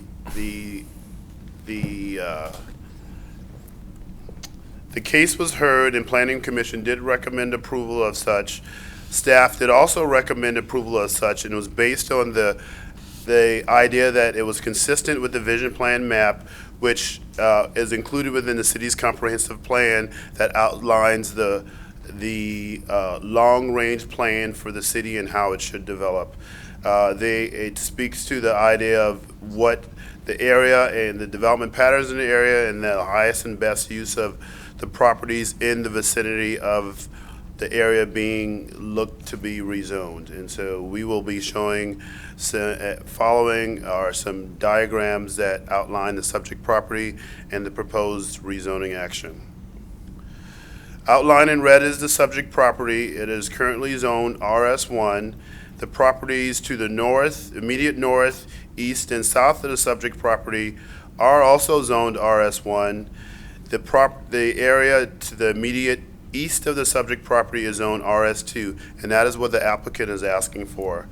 Again, the Planning Commission and the staff did believe, based on the language and the vision in the comprehensive plan and the vision plan map, that rezoning to RS2 would be appropriate. So this is an aerial that shows the same area, the subject property outlined in red, and again, the applicant is requesting a change in the zoning which would allow for a denser development that would not be allowed in the RS1 zoning as it currently stands. The vision plan map, which speaks to that the highest and best future land use or future development for the area, would suggest that the area be remain residential as it currently stands, and this is what this map depicts. This shows the notifications that were sent out and those that actually were that responded. The number 17 was the sole opposition that was returned in, regarding the case, and then those that are outlined in green were those that responded favorably for the rezoning. And then following are some pictures that show from the subject property looking north, now looking south, east, and lastly west of the subject property. Well, then there's the alley. So in summary, again, we believe that the change in the use of the zoning is consistent. We believe that it is consistent with the vision plan map and the comprehensive plan. And it did get approval from Planning Commission, and staff also recommends approval. Elizabeth, this is your area, so I'll let you take the lead on this one, ma'am. Clearly, there are a lot of apartments in the Santa Rita area. If I didn't have to touch it, it is and maybe more so than any other part of the community.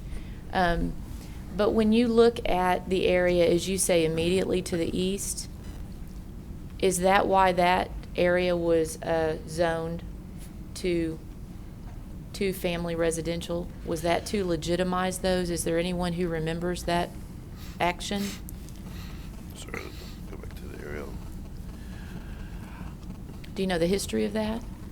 I do not.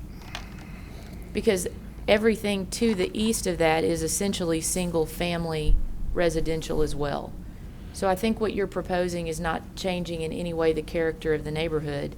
It's simply legitimizing what has been a long-term use of that apartment, which was always for a person not related to the family in some form or fashion. I would vote to approve. I'll second, but I have one question. Yes. I wasn't clear in the text that we had. Are they going to have to put 2 additional parking spots, or is the parking adequate for what's there already? There may be an additional requirement, depends on ultimately what they develop, that there may be a requirement for additional parking. Okay, so they don't have it now, but there could be. Again, that would be part of, at the building permit stage, the ultimate development may render a requirement for additional spaces. Okay, thank you. I read where staff said that they felt that the street parking was sufficient to handle additional. Right, based on what was originally proposed, however, again, until we know the actual ultimate plan, there may be a potential, but based on what was articulated, we believe that it should be sufficient. And at this time, I have a gripe, and that is the date that you send out your notifications to the surrounding area. We are still not doing any better. Those notifications are being received by the people on Fridays and Saturdays before the commission meets on Mondays. And that's not acceptable. They don't have time to mail them back or to schedule their calendar where they can come to a commission meeting. And I again suggest that we look real strong at how we're mailing those out. If the work time frame doesn't work, maybe we ought to be changing the commission meetings to Thursdays to give sufficient time for the objections or for to come back in. And that's my complaint. You have a strict schedule. Can you remind us what that is on your notification? I can't articulate that specifically at this point. However, let me do offer a recommendation that we are considering. The charter right now has the planning commission meeting once a month. We would like to opt to change that to twice a month, which would allow the staff the ability to have more time to develop the staff reports and provide beyond the 72-hour notice for cases, to be able to notify the surrounding neighbors prior to when they've been currently notifying them. So we are within the requirement for notification. However, obviously, as you mentioned, it would be great to have that have a longer period of time for there to be notifications. Now, we are posting it to the neighborhoods page as well to provide another forum for there to be information regarding the case. So we are working toward that end and would like to see improvements in that effort. So we would like to make that an option, that we potentially have meetings more frequently to allow for there to be you can bring that back at another time then, but it's been registered. But I think by ordinance you're required to mail those notifications I believe it's state law. Oh, yes. Okay. State law 10 days prior to the meeting date. So unless the mail system is that slow, and I don't believe it is, we shouldn't have a problem, even though we should check it. We will need to look into that. It's a legal issue. Yes. Johnny? No, Patrick, and I think Charlotte touched on what I was going to ask. I would have assumed that if you send out 22 notifications and you got 4 in favor, 1 in opposition, I would assume that the rest don't even care. So, but maybe it is the mail out. I don't know. If you're sending them out 10 days ahead, that's fine. But maybe those folks just, is it fair to say that they don't care either way if you don't reply? I was saying in 20 years I've been doing this, in most cases, people don't respond. When there's active neighborhood associations, or if there's an item that may be contentious, you will get more of a response. However, I mean, we are doing our due diligence by sending out the required notices, but it's generally just folks are not just inclined to respond. I mean, I think that's just typically what you'll find, not just here, but I mean, I think all over the country. But where there is neighborhoods that are very active and items may be brought up to with the neighborhood association potentially, you may get more active participants, but that's not been my experience.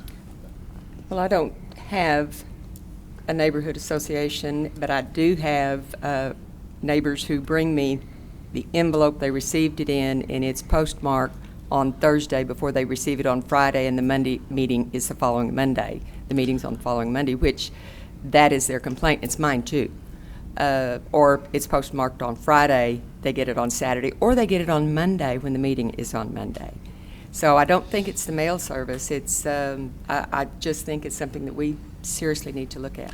And we will. Okay. Possibly there's room for improvement there. There's possible room for improvement. Yes, Thank sir. you. Marty? The only question I've got is what was the opposition that the one had? There wasn't any comments. There weren't any really comments associated with it. Just wholesale opposed. opposition. Yes. Very well. Do have a motion to approve. I do have a second. I'll now take public comment on this. If there's anyone in the public that wishes to speak, this is your opportunity. If not, I'm going to call for the vote. The motion has been made that we approve this as presented. It has been seconded. All in favor, please say aye. Aye. Any opposed, nay? Put a 6-0 on it. Thank you, Patrick. Let's see, where are we now? Number 19. Number 19, consideration of approving an amendment to vision plan component of the San Angelo Comprehensive Plan update adopted in 2009, specifically an approximately 84-acre tract located immediately west of the intersection of Sherwood Way and Appaloosa Trail outside of the city limits in San Angelo, Texas. Mr. Howard, you're on again. Okay. I'm sorry. I thought what happened at 18? We pulled 18. Oh, thank you. Thank goodness. As been stated, the applicant is requesting a change in the vision plan map, which is a component of the comprehensive plan, to a change in the recommended land use, which we will show in the following maps. Planning Commission did approve the requested change in the vision plan map, and it'll be displayed in the following slides. Okay, so outlined in red is the subject property. It is outside the city limits. The city does not have land use jurisdiction in the ETJ, or in the county, I should say. However, the vision plan map does cover areas outside of the city's corporate limits. And the applicant, with their potential proposed development, asked staff to review the vision plan map and to consider a change in the land use, which is why we're here today. So the areas outlined in red, as you can see, there is single-family, multifamily in the RM2 area that's to the immediate northeast of the subject property. The area to the south and to the west is primarily just undeveloped, and you'll see that on the aerial as well. So again, the area to the northeast is multifamily residential. That's actually the boulevard, and most of the area is undeveloped. And again, the vision plan map request is to change that to allow for commercial uses that would be serving the potential residential that would be abutting the subject property and in the region. So again, this is what the current vision plan map outlines. And this is the proposed recommendation for the change in the vision plan map. Is this yours, Charlotte? Your area, or is Yes. this Rodney's? Well, no, it's mine. Take the lead, ma'am. It's out of this. I'm sorry, what?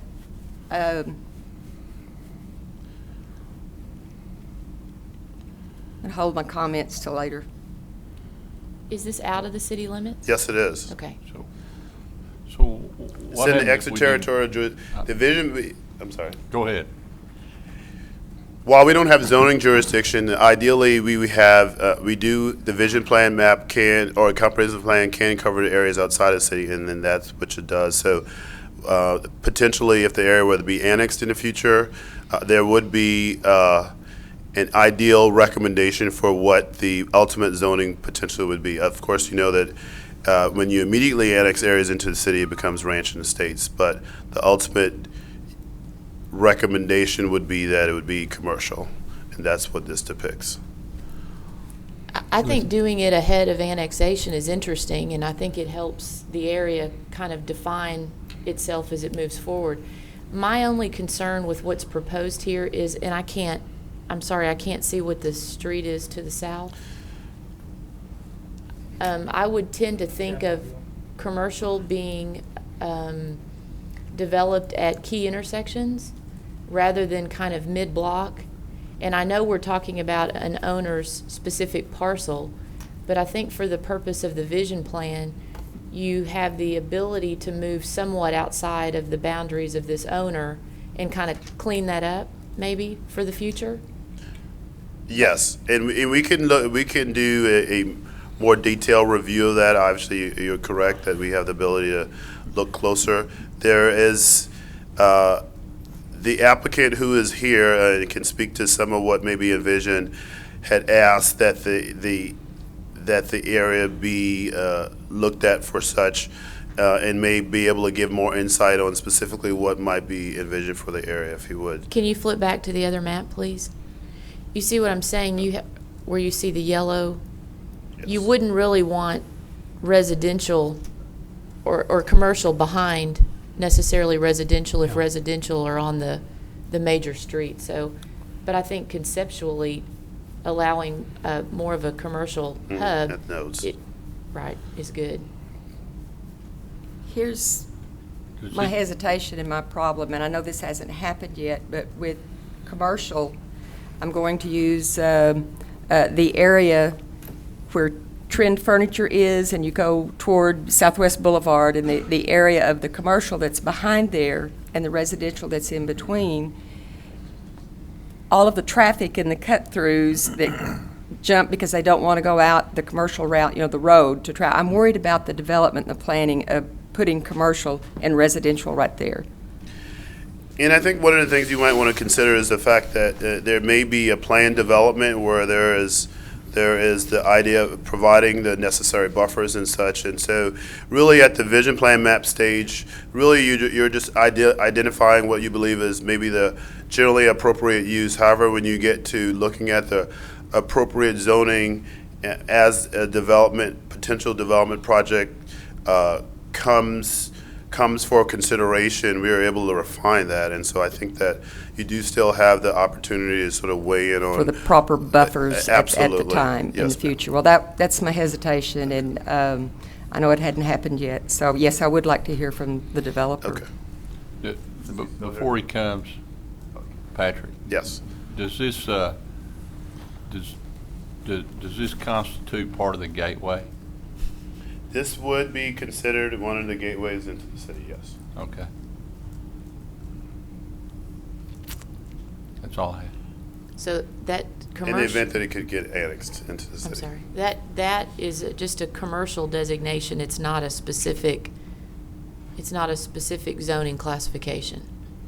But a very interesting question. Because in the end, we may want to see more design controls put on these areas than simply just being kind of a wide open zoning classification. Again, my concern is that we're dipping kind of deep into what looks like residential when you're not really addressing the streets. You're not addressing the street fronts where you're more likely to have successful commercial development. So I'm wondering if it's possible to refine that a little bit at this level and kind of address how that activity center, commercial activity center, would develop in the future, addressing again the streets and the transportation system. We could do that. I would like to maybe the applicant to be able to shed some light on what essentially is looking at, and if we could maybe entertain some discussion following. I have a question first for you. Okay, yes, sir. Why are we doing this? I mean, our plan, and always has been, to bring it in as R&E, and then when we know what is going into the area, then we're able to change classifications on certain blocks and certain areas. What are we gaining by bringing this in as commercial instead of R&E? I mean, it doesn't make any sense to me to do this. And it's really, we can't do anything anyway because it's not even in the city limits of San Angelo. So really it's moot point anyway. But why are we changing the way we do this? The R&E has always worked before. Okay, well, I'll attempt to answer that. The R&E is the default zoning, and so the idea is that there is the highest and best use for the potential property, and so in areas throughout the ETJ, there is a recommendation for land use that may not necessarily be consistent with R&E, although as far as the ordinance goes, the land will automatically become R&E. So there is a specific vision for each of the areas that lie outside of the city's corporate limits. In this case, we do look at the patterns for development, believe that it's likely that commercial along the major corridor would be more appropriate, and given the fact that the applicant has made a request for such, they believe that it would help assist them as they look to develop the property for it to be identified more appropriately given what we all are likely to see in the area. So that was the request that was made, and we didn't have any objections given the fact that we believe that that's probably would be appropriate given what we've seen happen. I think it shows foresight. I mean, I think it's a good thing, but you're right. We don't have control of it. No, we don't. But it kind of makes sure that they're heading in a direction that's good for the city. I understand. Is it a portion of it in the city limits? No, ma'am. It's No. all out of the, I'm not understanding the red lines then. Let's hear from the proponent, please. And that odd shape down there is actually the railroad tracks, correct? Yeah. So I need to stop with my concern. Identify, Rocky, and then you've got the floor. Rocky Templin. If this was, if the vision map was R&E, we wouldn't be here. So the reason we're here is because the vision map is residential. And so we're trying to do this in advance. What we've seen in the problem is we annex something, it comes in ranch and estate, but the vision map has something else. Well, so now we already run into another problem. So we're trying to do it in advance. And what we've seen with the boulevard and Appaloosa and the motels is that this is already leaning toward commercial. So that's why we're trying to do it in advance. As we build from, I guess it would be from the east with residential, we wanted to change this to commercial neighborhood so I could protect the residential. So that I kind of have a control of what's going in out there. That it's not just commercial or heavy commercial. Charlotte? Help me out here. The Arroyo, doesn't it run through there behind it so that it would be, the Arroyo would be between this, if we get some commercial, and your residential back there, which adds to a buffer? I'm just trying to clarify the location. I drive it enough, but I don't fly it. No, there is a 100-foot drainage ditch that is currently being put in behind the boulevard right now, which is not annexed. The drainage ditch is not annexed. I would move to approve. Second. Thank you. Thank you, Rocky. Do you have a motion to approve, or do we have a second? Do we have further council discussion on this? Public comment? Want to call for the vote? The motion has been made. Do we approve as presented? It has been seconded. All in favor, please say aye. Aye. Aye. Any opposed, nay? Put a 6-0 on that one.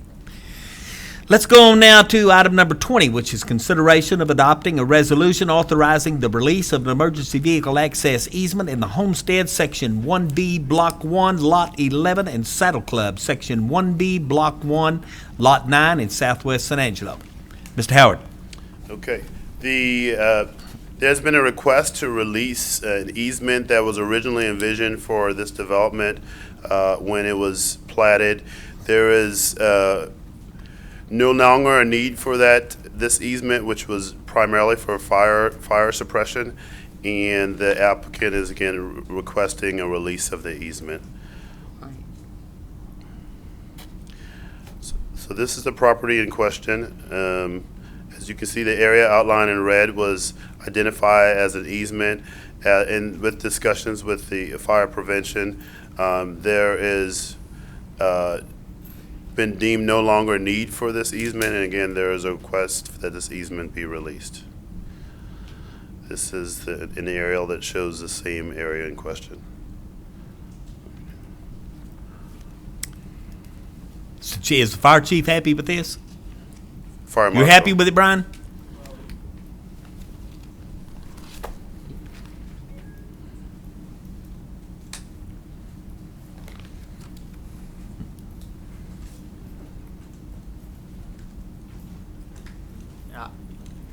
I believe when this was put in,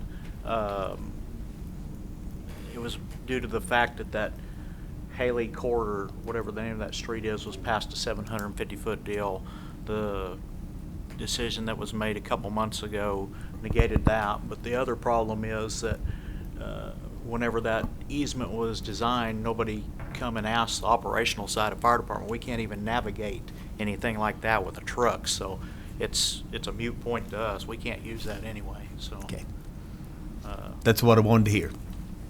Anyone want to take over Rodney's position and move on this or discuss? I don't want to take Rodney's position. I'll take another position. This is Okay. mine. I am very much against the council's decision that was made, I believe, May 10th, with regard to access for emergency vehicles, and everyone knows that. I think, though, when you look at this, the fire chief told me earlier today, this doesn't even function. And so if the emergency, if the reason that it was added does not even function for his purpose safely, then I think there's no reason for us to keep it and have that burden on the adjacent landowner.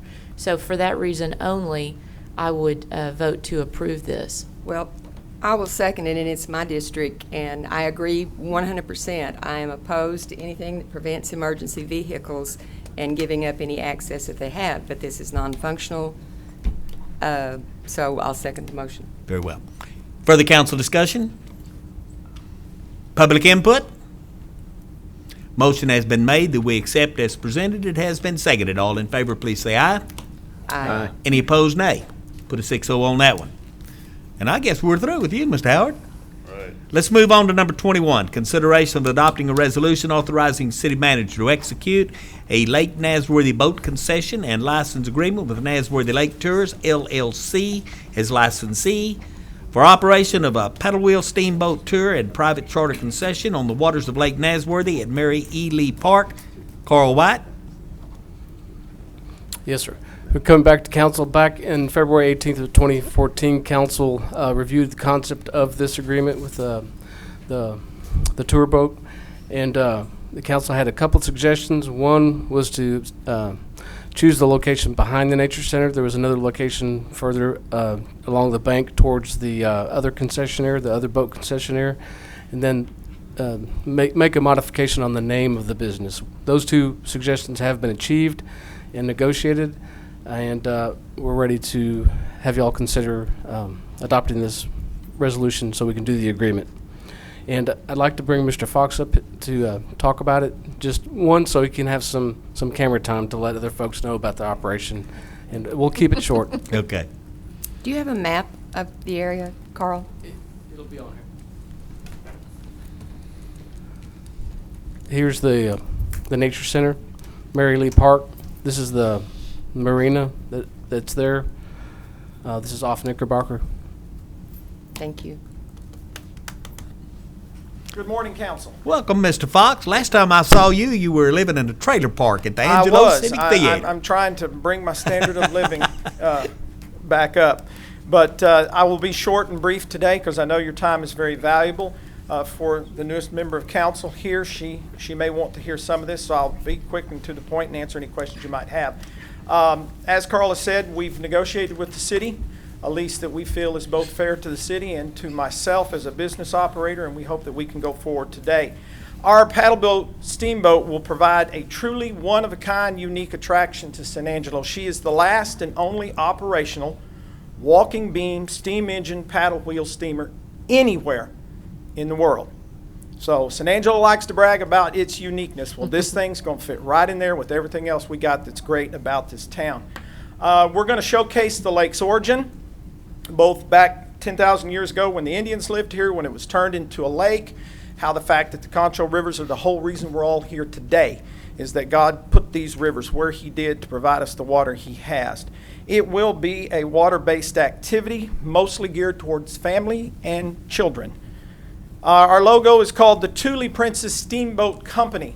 We changed it from the original name we went with. We're going back to the original name the boat was named after. Thule, which means Schonoplectus acutus, which is the species name for the reeds that grow along the shores of Lake Nasworthy, which are the common North American freshwater bulrushes and weeds. So we're taking the boat back to her original name. This is a view of the vessel, and she looks just as great there as she does in person. I had the pleasure of riding on her 2.5 weeks ago up in Bay City, Michigan. God granted us with a successful sale of this vessel to us, and at this time she's probably south of Saginaw, Michigan, headed to San Angelo. The site is located directly behind the San Angelo Nature Center. This was a council suggestion that we move to a location a bit further away from the other operator at the lake, which we were happy to accommodate both the council's request and his. We will be operating on a lease that's about 30 feet offshore and 130 feet in width, including the small stone building that you see indicated there, and the floating dock is indicated there, which will be along that concrete embankment on the lake shore there. Councilperson, did you want to look at this anymore? Any other details on this map? No, I you just need? wanted to make sure that Okay, I thought I knew cool. where it was. If y'all want to go back, I'm happy to go back. We're going to operate basically, since I am a school teacher here in San Angelo, I'm going to keep my job with the school district. Thank you. And we're going to be operating on weekends, Saturdays and Sundays, unless school is out for summer break, which we will go to a Thursday, Friday, Saturday, Sunday operation. We will be available for private charters 7 days a week based upon weather and crew availability. There are our high seasons, which are April through September, and our low seasons October through mid-December and March. Our basic excursion tour is going to approximately be a 50-minute tour of the lake, back in through some of the marsh islands to give people a really close-up experience with some of the wildlife and the nature that exists on the lake. And it will also include our narrative tour. Our private charters will be small charters. The arrangements on the vessel will be that probably parties of about 12 would be the largest parties that we will accommodate on this vessel. So it's not going to be a big, rowdy, loud, noisy party idea. It's going to be small, it's going to be intimate, and it's going to be more intimate based as opposed to big and crazy and loud. We are not going to be selling alcoholic beverages, but we were able to arrange that the city will allow our patrons to bring their own personal beverages just for private charters only. We're not going to have any alcohol on board the vessel served or consumed when we're open for general public excursions where children may be present and families that might be a sensitive issue to. So any kind of adult beverages will be only on private charters only. We're going to sell a few hats, a few caps, maybe some pins, maybe a t-shirt or two. We're looking to seek approval from the council for a 5-year lease that will incorporate an annual fixed base payment per precedent that has kind of already been established with the city. That will also include an annual percentage payment, a concession fee, to the city as well. We've been able to work out agreeable termination notices both for the city and for myself. And according to Carl and the city attorney's office, most everything else in the contract and my lawyer has been boilerplate standard issue. We see this as an excellent opportunity to tie in both our endeavor and what is currently going on at the San Angelo Nature Center. The folks that run that center out there see a wonderful chance to take the experience they get inside the Nature Center and then move that out onto the boat and take the folks out onto the lake to see how the native wildlife and species of West Texas exist in conjunction with the waterborne activity. And council, that sums up my entire presentation. Any comments or questions from council? One question to Carl. You think this is a good move and well thought out? Definitely. Move to approve as presented. Second. Further comment? I think it's a great idea. I wish you great success. Do I have public comment on this? Motion has been made to approve. It has been seconded. I'll call for the vote. All in favor, please say aye. Aye. Opposed, nay. Put a 6-0 on that one. Thank you, Mr. Fox. Thank you, council. Have a nice day. Number 22 is consideration of awarding RFP FD0214 for supplemental program services to McKesson, Alpharetta, Georgia, authorizing staff to negotiate a contract in substantially the attached form, and authorizing the city manager to execute said contract. I got Chief Dunn on this one. Mayor, that item has been pulled also. Never mind, Chief Dunn, that item has been pulled. We will not deal with number 22. Number 23, public hearing and consideration of approving the 2014 Annual Action Plan for use of CDBG and home funds, and authorizing the city manager to execute the applications, required certifications, related documents, and annual funding agreement for $701,672 of CDBG funds and $249,956 of home grant funds. And the first thing, wait, is that all of it? Presentation by Director Robert Salas. And first thing you need to do is to explain to our Boy Scouts and the mayor what all this stuff means, all these acronyms. Absolutely. This is the Annual Action Plan, which is really our petition for federal CDBG and home grant funds. It is our last opportunity for citizens to make comments on our allocation for the year. It is a HUD requirement, which is due August 15th. The plan basically certifies that we're adhering to all the federal requirements, such as fair housing, anti-discrimination, maintaining a drug-free environment. It also addresses some key issues, such as housing for the homeless, barriers to affordable housing, and lead-based paint abatement. But most importantly, this plan documents all the city's projects and allocations and expenditures that council approved last month. We did advertise in the Standard Times, and we have copies made available throughout the city, and we're asking council to approve it as written. CDBG, Community Development Block Grant, and the home is the Home Investment Partnership Program. Thank you. Council, I need a motion. Motion to approve. Second. Do I have a motion from Elizabeth? I'll take Johnny's second on that. Do I have further council discussion? Do I have questions for Mr. Salas? Do I have public comment? Motion has been made. It has been seconded that we accept this as presented. All in favor, please say aye. Aye. Opposed, nay. Put 6-0 on that one. Number 24, discussion and any action regarding the fiscal year 2014-2015 budget preparation. Morgan Chegwooden, you are on, ma'am. Good morning. Ms. Marley's also going to assist me today with some of this information. So we'll get right to it. We'll get this, in the interest of time, I'll move quickly, but certainly y'all flag me down and let me know where I need to stop and spend more time. We wanted to take the opportunity to review other funds. We've spent a lot of time talking about the general fund, also substantial time spent talking about the water fund, but there are other major funds that we wanted to update the council with while we're in this holding pattern, waiting on certified values and all these other items. So these are the funds we're going to go over with you briefly, the major revenue sources and major expenditure categories. The Texas Bank Sports Complex Fund, of course, serves the sports complex there on Bell Street, and the revenue is unchanged for the coming year. So easy for that one. Expenditures are also largely unchanged, so that fund balances. This does not yet include, we've had discussions with staff budget review and during budget work session that there would be an increase to the water and maintenance at certain facilities that were necessary, and so we're still working through that list, but we've had those discussions and this budget does not yet include that. the Fort Concho Fund, we have continued financial health occurring in the Fort Concho Fund. This is the best financial condition that we've seen in a while, so you'll see that revenue is continuing to grow and increase in the Fort Concho Fund by about $33,000. So proposed revenue of $906,000. So expenditures balance, so that marginal revenue is reinvested in programming and the substantial maintenance associated with maintaining that historic site. Fairmount Cemetery, you'll also see improved performance there.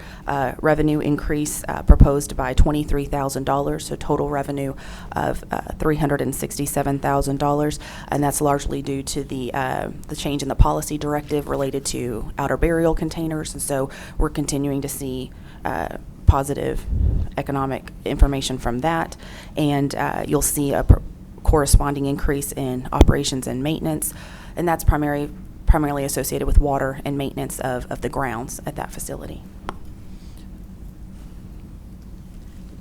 Morgan, can we interrupt for a second? Absolutely. Mayor, I think we've heard about the watering issues at the cemetery and grounds maintenance. I think their primary concern is having an adequate budget, and I don't know if that issue has been addressed in this budget, and so I don't want to glaze over an issue which might be unresolved. And I'm sorry to interrupt, Morgan. Do you know if a substantial increase has been made to the watering budget in this area? An increase has been made. I'm under the impression it's not sufficient to handle the trees that we've had some trees die in recent years, and I don't think that this budget will satisfy that need completely. There will be additional resources identified. I was thinking that we had an emergency plan whenever they exceeded their budget, should, we fear the loss of trees and stuff. I need to look at Rick because that's where the discussion was. Y'all really didn't give us an answer. Okay. We have been responding and just sort of doing that, but as we brought back last time, I brought it back not that long ago, and I still didn't get an official answer. Well, why don't we revisit that issue? Like to write us an emergency plan? Why don't we revisit that watering issue? We talked about in excess of $6 million worth of requests, and 4.7 million of those were cut out. And why don't we let's just revisit that watering issue and make sure we're not just that we're making a conscious decision about the effects, making an informed decision. Marty, do you have a question, sir? Well, no, I think we need to make sure we address it, and because I think it's irresponsible on our part not to make sure there's adequate water to water the trees. Any further comment, council, on this?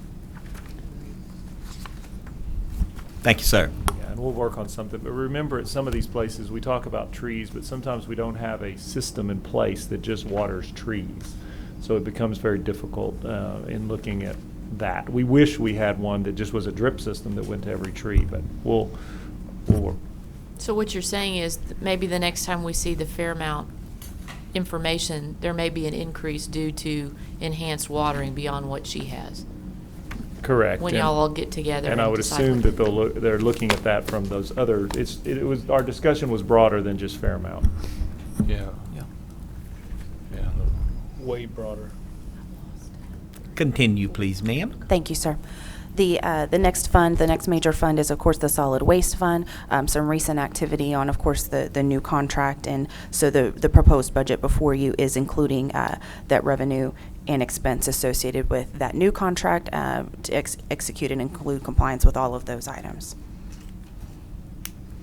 The vehicle maintenance fund is an internal service fund, certainly that serves the city and other local agencies that we contract with. You'll see revenue is proposed again at about $6.5 million, slightly down due to gasoline prices being down, and you'll see a corresponding reduction in their expense for the gasoline that they purchase. So not much new information there. The Communications Fund is another internal service fund run by our IT division that provides communication services to the city. You'll see the revenue is down slightly. I believe that that's in cell phones and the voice over IP phones, and you'll see a corresponding reduction in expense. Certainly still available funding to offer services at the necessary levels to have what is needed. Morgan, is that, we see a reduction in phones, is that reduced usage, or we seeing prices go down? Do you know off the top of your head? I'm sorry, I don't.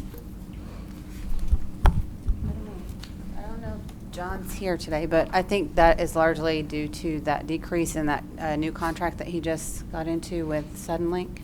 Okay. I think it was like a $21,000 decrease. Okay, thank you.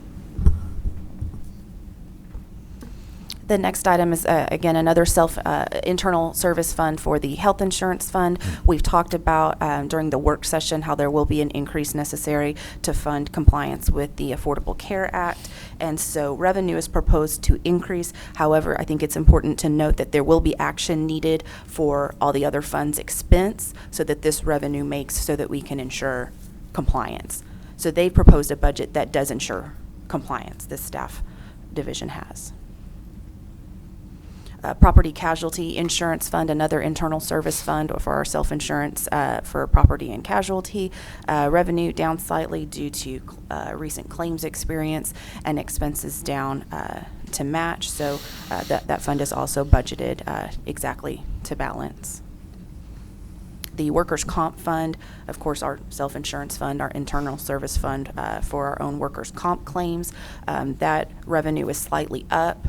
We have seen a slight increase to claims experience, certainly is right at that $1.1 million mark, so no large changes there.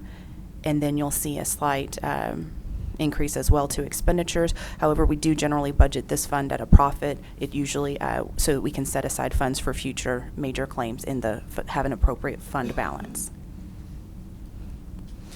I believe this is the last fund before you, is the Development Corporation Fund. You'll see economic development proposed at a slight increase of $2,529,000, and ballot. There's really two funds under the Development Corporation umbrella, and the ballot is also up to be about $6,214,000. Recall that the ballot has 28% of sales tax revenue going to economic development, the remaining 72% to ballot.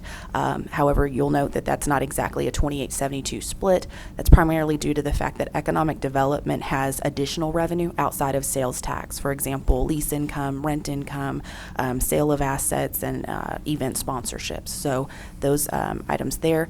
And the sales tax for economic development or development corporation is projected in a level consistent with what we have projected in general fund at about an 8% increase. And then you'll see expenditures are proposed exactly to balance, and so reinvesting that marginal revenue in programming, for example, the BREP, the Business Retention and Expansion Programming, investing in launching that new program. And with that, I'll turn it over to Ms. Marley for discussion of the methodology of allocating pay raises.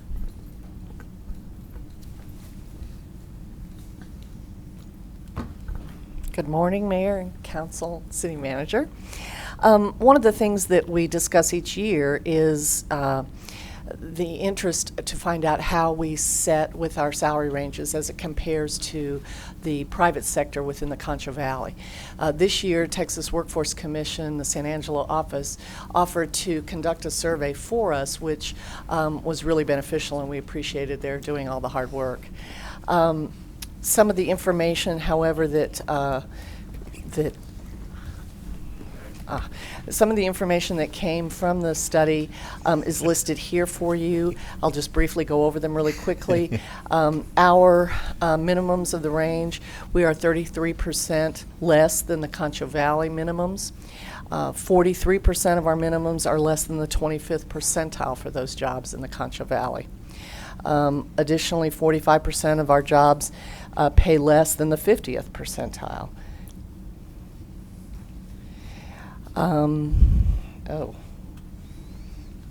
Oh, I see. Okay, sorry, the screens are a little different than how I did them.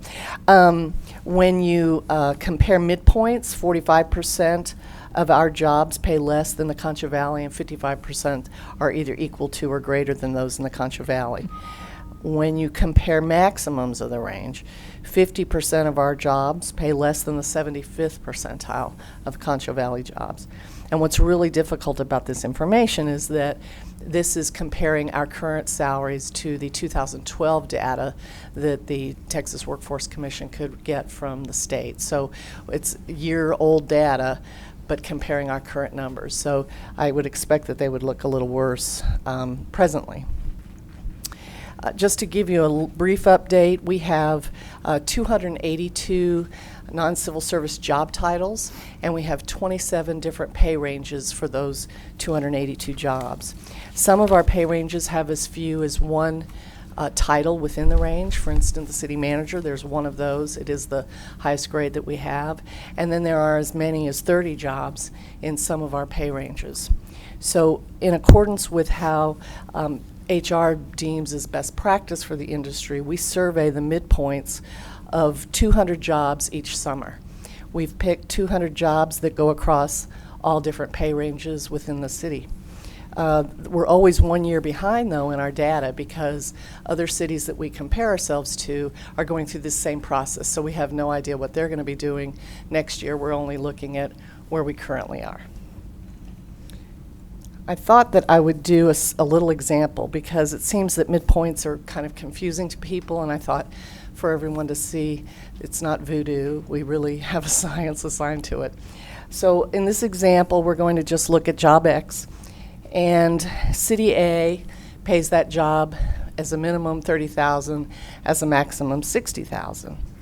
Then in City B, they have a minimum of $27,500 to $55,000. And then City C has $34,500 to $65,000. So as you can see, there's different distances from minimum to maximum in every single job. And so the only way that you can really be fair about judging, the one thing that is the same in every job is that there's a midpoint of the range. And so what we survey are those midpoints. Okay? Last year, we made great strides with our salaries. We were very fortunate that council approved very generous increases to the lower ranges within the city, and it's really benefited our pay ranges.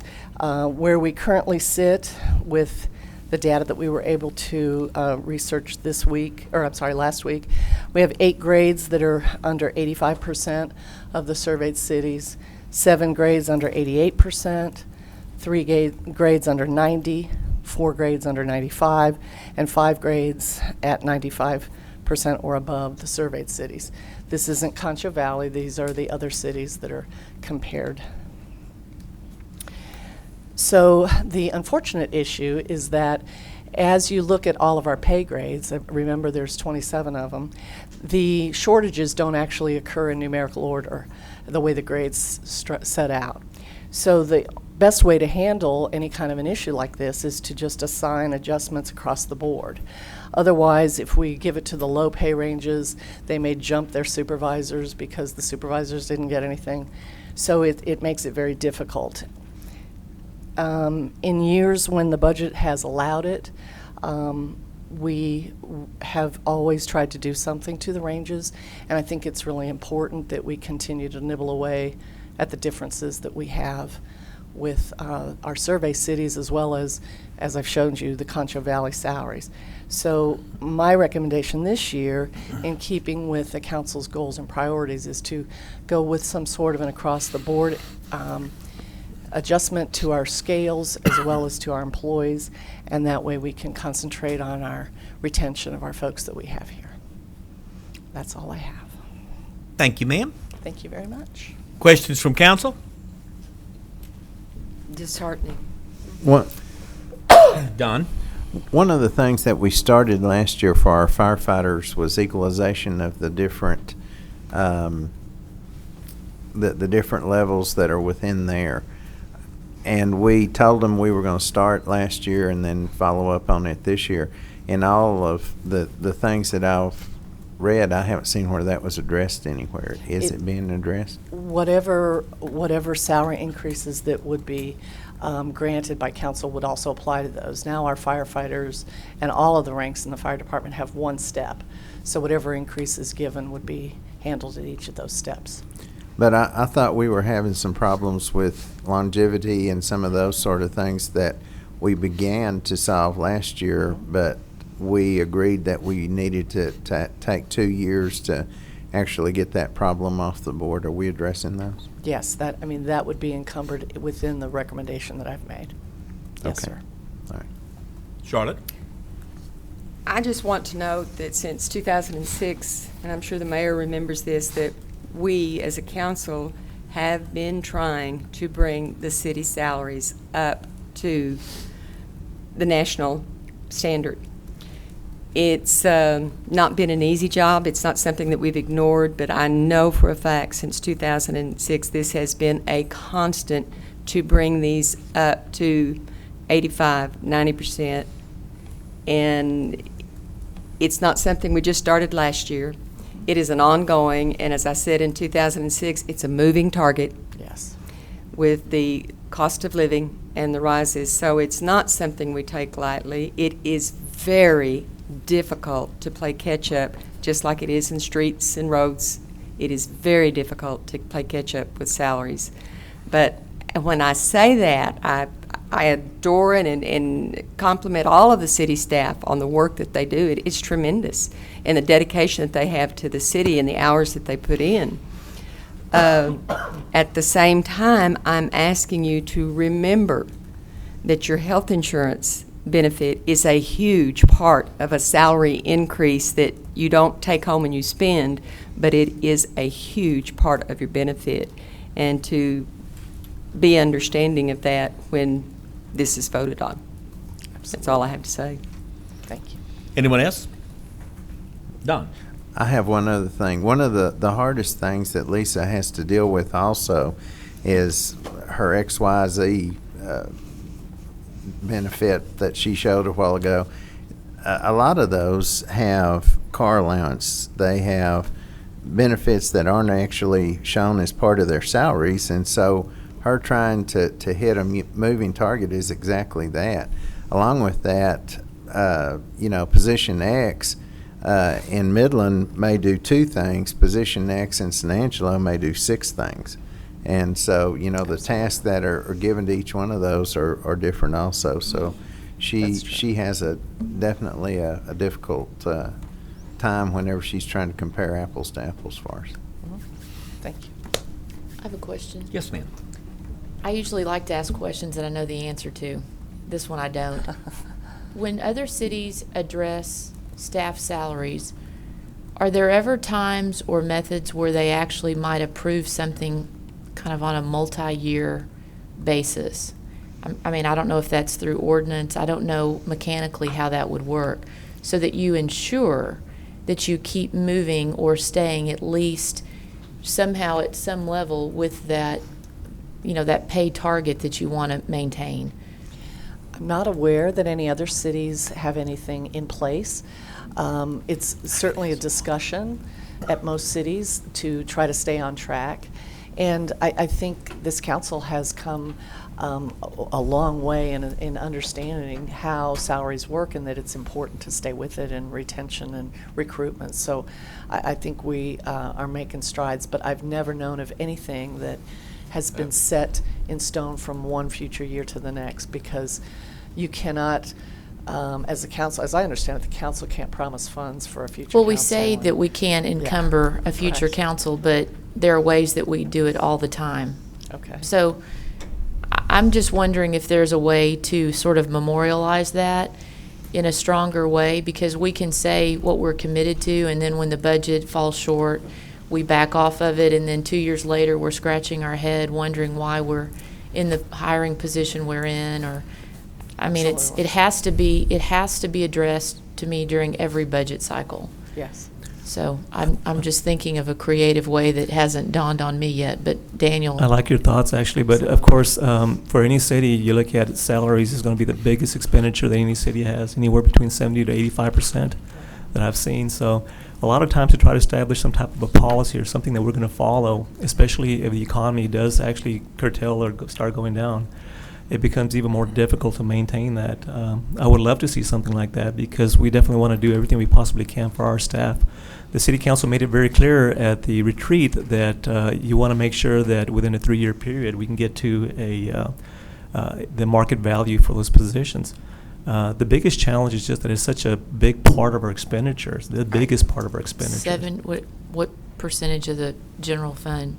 70? 72. But that's typical, right? That is correct. And actually, I think it's a little bit lower than some of the other cities also as far as the that expenditure. But again, that in itself is a challenge. It's such a big expenditure. Sure. Yes, ma'am. In my years on council, I have worked with all the departments, I believe, and I have to say it again. I have been amazed at the dedication to the city, the dedication to their job. The majority of our employees have that heartfelt dedication to do a good job for the people, and all I ask is you display that to the public when dealing with them at all times, and I commend the staff for that and certainly want to try to take care of their salary. Anybody? Johnny? Yes. Lisa, I have a quick question. Yes, sir. You know, we're talking about pay increase or raises, and in the same breath, we mentioned job evaluations. How do you do that? What process does each department take? Are you involved with every evaluation, or how do you handle that? Okay. Each year we do have a performance evaluation that employees go through. Supervisors will grade their employees, provided the employee was on the payroll as of April of the current year. And those evaluations come in a department batch, and they'll all come to HR, and we go over each and every single evaluation for all 980 employees. We make sure that they have got the sufficient documentation to make sure that we understand how this employee is performing. In years past, we have awarded different size increases based on how the evaluations go. This year, that is not my recommendation. My recommendation is to go across the board because of the situation that we are faced with as far as how we compare to other cities. So, yes, we will still do evaluations this year, but an increase is not my recommendation to attach that increase to the evaluation. Okay, thanks. Marty, do you have anything, sir? No, not really. I think our percentages are low because our people are so efficient. We do more for less. What else did you need from us, Morgan? I'm good, thank you. Thank you, Lisa. And a couple of, maybe 6 years ago, our general fund portion for pay raises was about 74%, 75%. But since we've been investing more in streets, a few years ago, we almost tripled the street maintenance budget, that made it some changes in what we're doing. And so as we're addressing other priorities, you'll see that this percentage start to fluctuate, and between 70 to 75% is historically where the city of San Angelo has been. Our people are more efficient. Absolutely. Okay. And in closing, I just wanted to do some brief upcoming dates with the calendar. You know, we've talked extensively that we have certified property values coming in. I've been in communication with the appraisal district this morning, and we're certainly waiting with bated breath for those items. We had talked tentatively about having a budget work session in later July once we have those figures in. You know, we talked during the budget work session last week extensively about kind of projecting in our crystal ball where we think those might come in. And so if they don't reach those levels or reach a different level, then there might be a need for greater council discussion. And we had tentatively talked about perhaps Thursday, July 31st, that would give staff time to be able to work those values when they come in and make sure we have everything we need.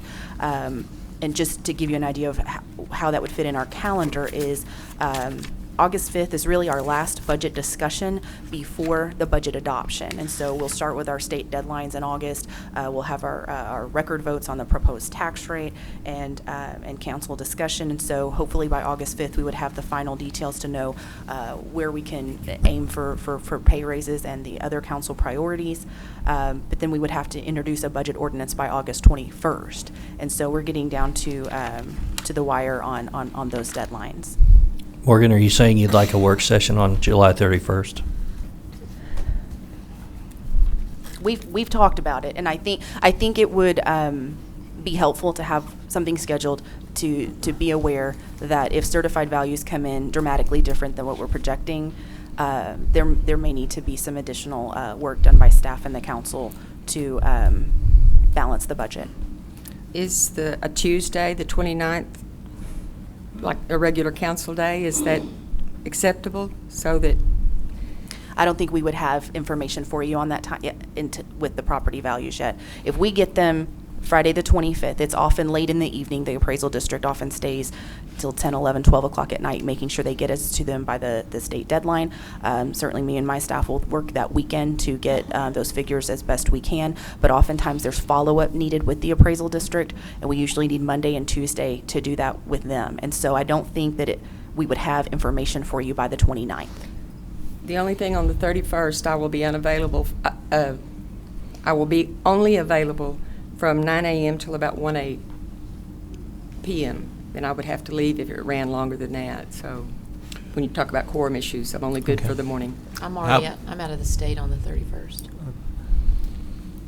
When we went through that work session, we made some serious assumptions about revenue increases yet to come. If those don't materialize, we're going to have to make some tough decisions. How about And Wednesday so, the 30th, one day before, so it's not on the Thursday the 31st? Is it necessary to do it that week, or can we just go long on the 5th?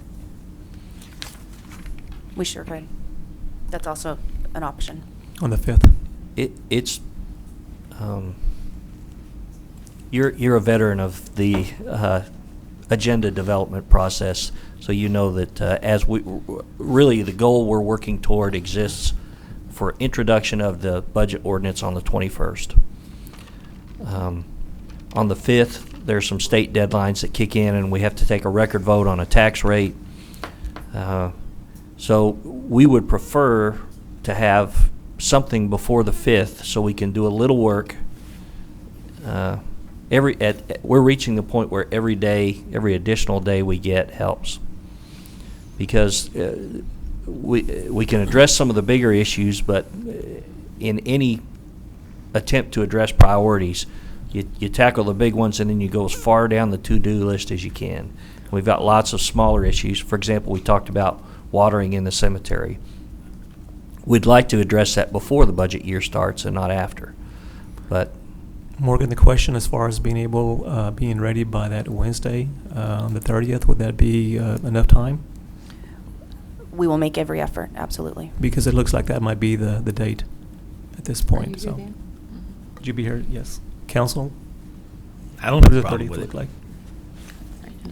And we can do that in the morning again from 9 o'clock till noon? And I would hope it doesn't take longer than from 9 to 1.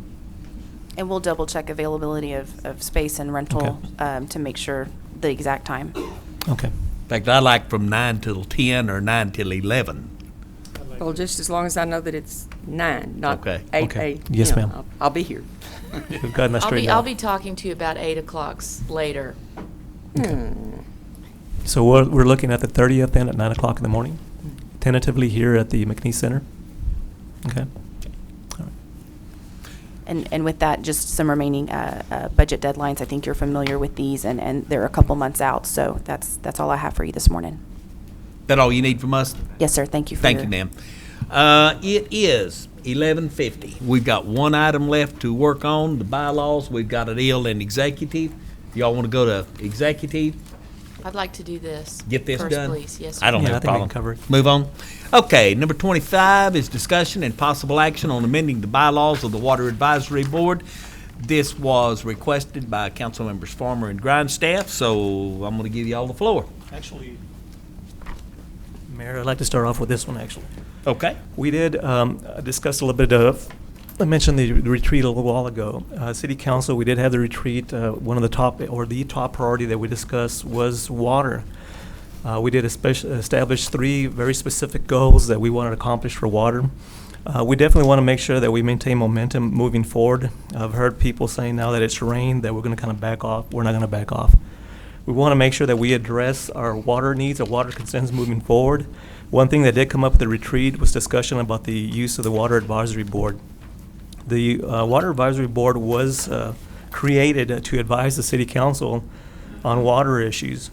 The issue, though, is that the Water Advisory Board, when it was created, they only meet whenever the City Council assigned items to them to review. At this point, what we want to make sure that we do is that we do have, as mentioned a while ago, 3 very specific goals and other areas that we'll have to take a look at, projects that will have to be vetted out. I know that we've had organizations and individuals coming to individuals, council members, talking about the possibility of water or bringing water from other areas. We could definitely use the Water Advisory Board to vet out these type of projects. Again, we did create, the City Council did create the Water Advisory Board as an advisory group.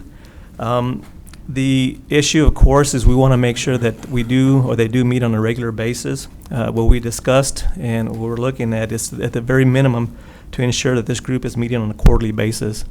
And in between, as necessary, if council does have something that this Water Advisory Board can review, it's something that can be assigned, or even as follow-up from a regularly scheduled meeting. But again, we do want to ensure that at least on a quarterly basis, this Water Advisory Group does meet.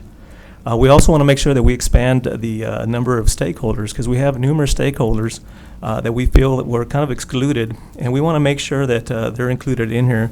If you look at the handout that I gave you, as far as the board membership, items 1 through 4 remained the same, with the exception of item number 2. There was a slight change to that. And that one reads, at least one member who is involved in the banking, accounting, or financial services industry. We wanted to make sure that we actually specified. So we want to put it in there with a specialization in agricultural lending and or water financing. So that was the one change that we're recommending from 1 through 4. The others remain the same. We did discuss the possibility of also including other stakeholders. For example, item number 5, the board will have one member from the Costa DC, and the Costa DC board will decide who that member will be. Number 6, also a member from the Tom Green County Commissioners Court. Either the county judge or the Commissioners Court can decide who that will be. We definitely want to make sure that we also have the UCRA represented through its Director of Operations. The board, also number 8, will continue with what we had before also, an ex officio member with the Chamber of Commerce, and the Chamber of Commerce, as far as this board, will decide who that will be. We also had the Water Utilities Director or designee serve as secretary for the board, and that will not change. The concern, of course, that we had is we want to make sure that we continue the momentum moving forward. One thing that we also discussed was making sure that we vet out these individuals that do submit an application for interest, and that'll be for items 1 through 4, that may be interested in serving on this board. Again, as far as a recommendation to the council, this would be something that the city manager would review to ensure that the qualifications have been met, and then a recommendation made to the city council to appoint certain members. Again, the group is growing. Our recommendation is to grow from 7 to 9, and that still gives us the odd number of votes, to decide on certain matters.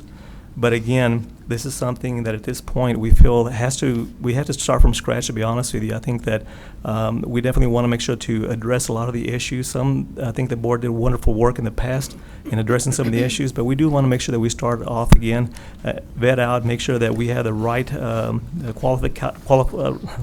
qualified individuals on the board. So again, these are some of the changes that are being recommended.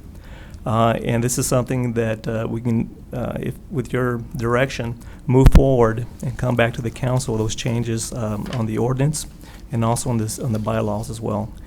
With that said, I know that Ms. Farmer and Ms. Grindstaff also met with this group. And any thoughts on anything I left out? I think they're excellent recommendations, and as I stressed to the city manager, I want to take the politics out of this group. I want these individuals to work with the city, these specialists to ongoing advise us about water right purchase, things that we need to look to the future, constantly look to the future on. And it's been a great organization, in the past, but what I found in the politics of it, say when we changing of the guard up here, Maybe we don't know, what the boards are, what they should be doing, and it needs to be ongoing. And by putting it under the city manager, I think it is ongoing, and it will continue smoothly. And that's my whole purpose in this.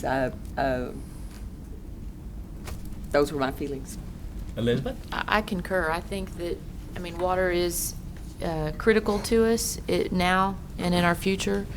So if we can put a little bit more weight to this, have them meet more frequently, and have people that have a strong buy-in, and the other agencies that we've mentioned, I think that will really help us. I think it's time that we take hold of this, and Well, I think this is good. I like Since this. it's possible action, I'm going to move to approve as presented. I have a Second. question. Johnny? Is this a 1 year, 2 year term? What did we decide that these were? Everything else stays the same. It is a 2-year term, but 2 everything years. else stays the same as what was included in the bylaws and also the ordinance, but it is a 2-year term.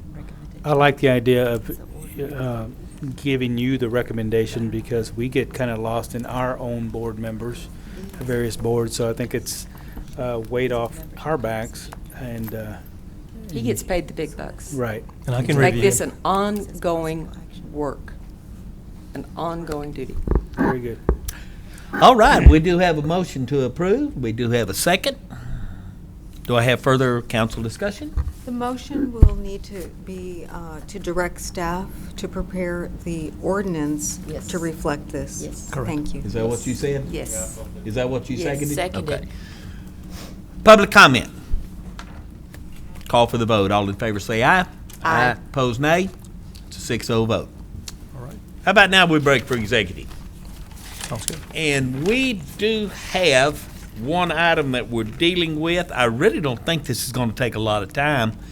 And it is right now 11:58. I don't see a reason in the world we can't be back by 1. Do y'all? 30 minutes at the most. Okay, so let's shoot for 1, but we may be back at 15 till if we can get this finished. Executive closed session.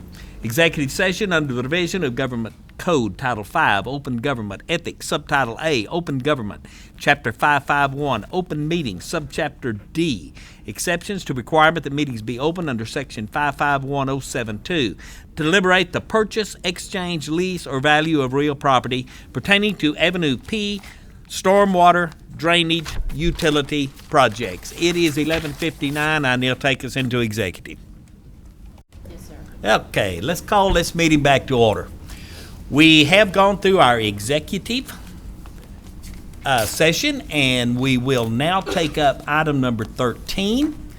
It is consideration of adopting a resolution authorizing the acquisition of permanent drainage utility easements and temporary construction easements across 2 parcels of certain real estate east of South Chadbourne Street at Avenue P, San Angelo, Tom Green County, Texas. Easements being an essential part of the Avenue P Street and Drainage Improvement Project.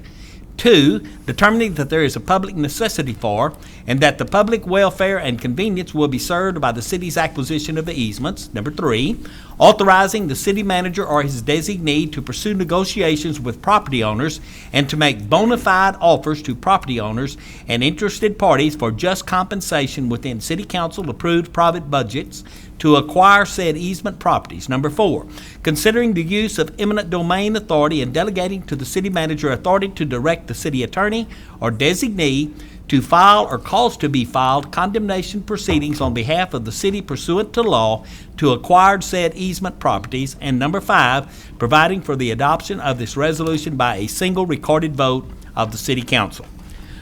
So move. I'll second. And I would like to add to this motion, and I will go ahead and make the motion, but I would like to add to it. She just made the motion.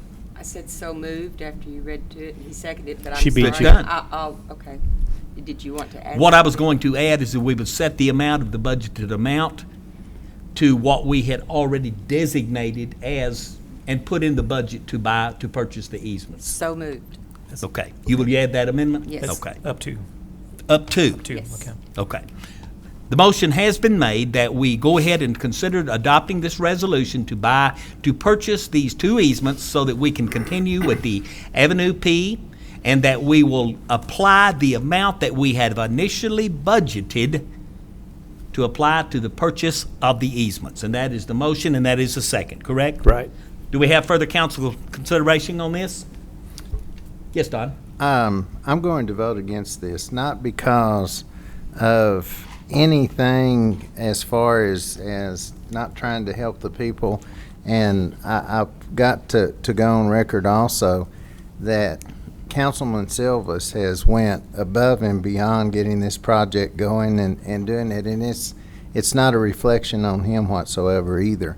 It's just my personal belief that there comes a time and place when enough's enough and it's time to fight. And I just think that we're at a place where if we back up sometimes, it'll cost us more later on.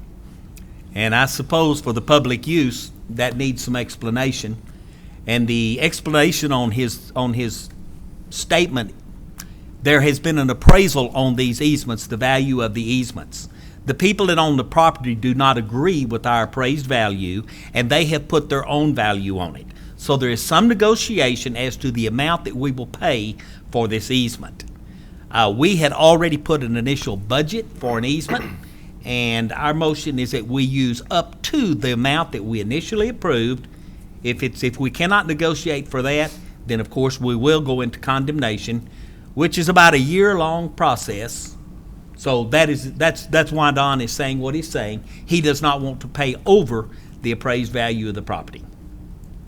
Any Thank further you. comment? No, it's Yes, Elizabeth. executive session. It's hard to voice those things. That's right. Is there any way to separate the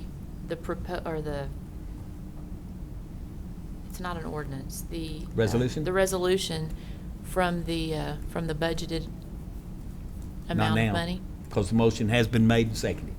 So we'll vote on it. I suppose if it doesn't pass, then we'll try another motion. Any further comment? Do I have public comment? I'm going to call for the vote. All in favor of the resolution as the motion has been made, please say aye. Aye. Any opposed, nay?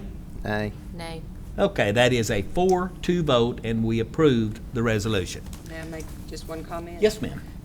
For the people out there watching, again, the mayor said it, I just want to reiterate, this has nothing to do with the council member sitting there or the district. This has been totally hold up of property owners, has nothing to do with city staff or Councilman Silvas. Absolutely.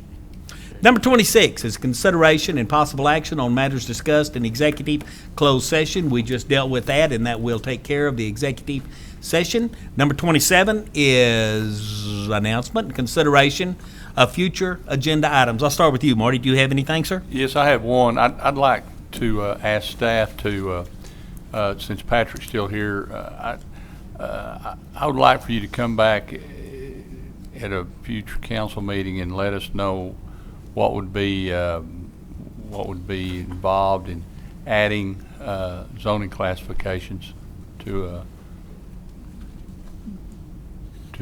our stuff. Okay. Is that it, Marty? Johnny? Charlotte? Yes, I'd like an update on the 19th Street project sidewalks. Had a few calls, so I need an update to know where we are. Old subject, if it's the old holdup of, I need to know. Okay. Anything else, ma'am? I continue to get calls about the speed of the traffic in my entire district, especially Sherwood Way, especially Southwest Boulevard, and especially Sunset. I had requested quite some time ago about the little city bumps, that divide the lanes to be put at the Sunset and Sherwood Way, especially there in front of Academy and all the way down to Shannon where it gets to the loop. And it is desperately needed at Southwest and Sherwood Way. And the amount of traffic that is there, it needs some attention. It needs to be moved up. And I'd like to request city manager look into that. I know that they do a regular checkup of that, but the amount of traffic, the wear and tear on it is really bad. Okay. Mr. Vardaman? I would appreciate an update on our 19th Street sidewalk process. And if we can kind of see where we are and what we can do to expedite that. Ms. Grindstaff? Nothing. I have nothing either, which leads us to item number 28. I need some help. Mo- Second. Second. I've got a motion to adjourn. I do have a second. All in favor say aye. Aye. This meeting is over. It is 1:05.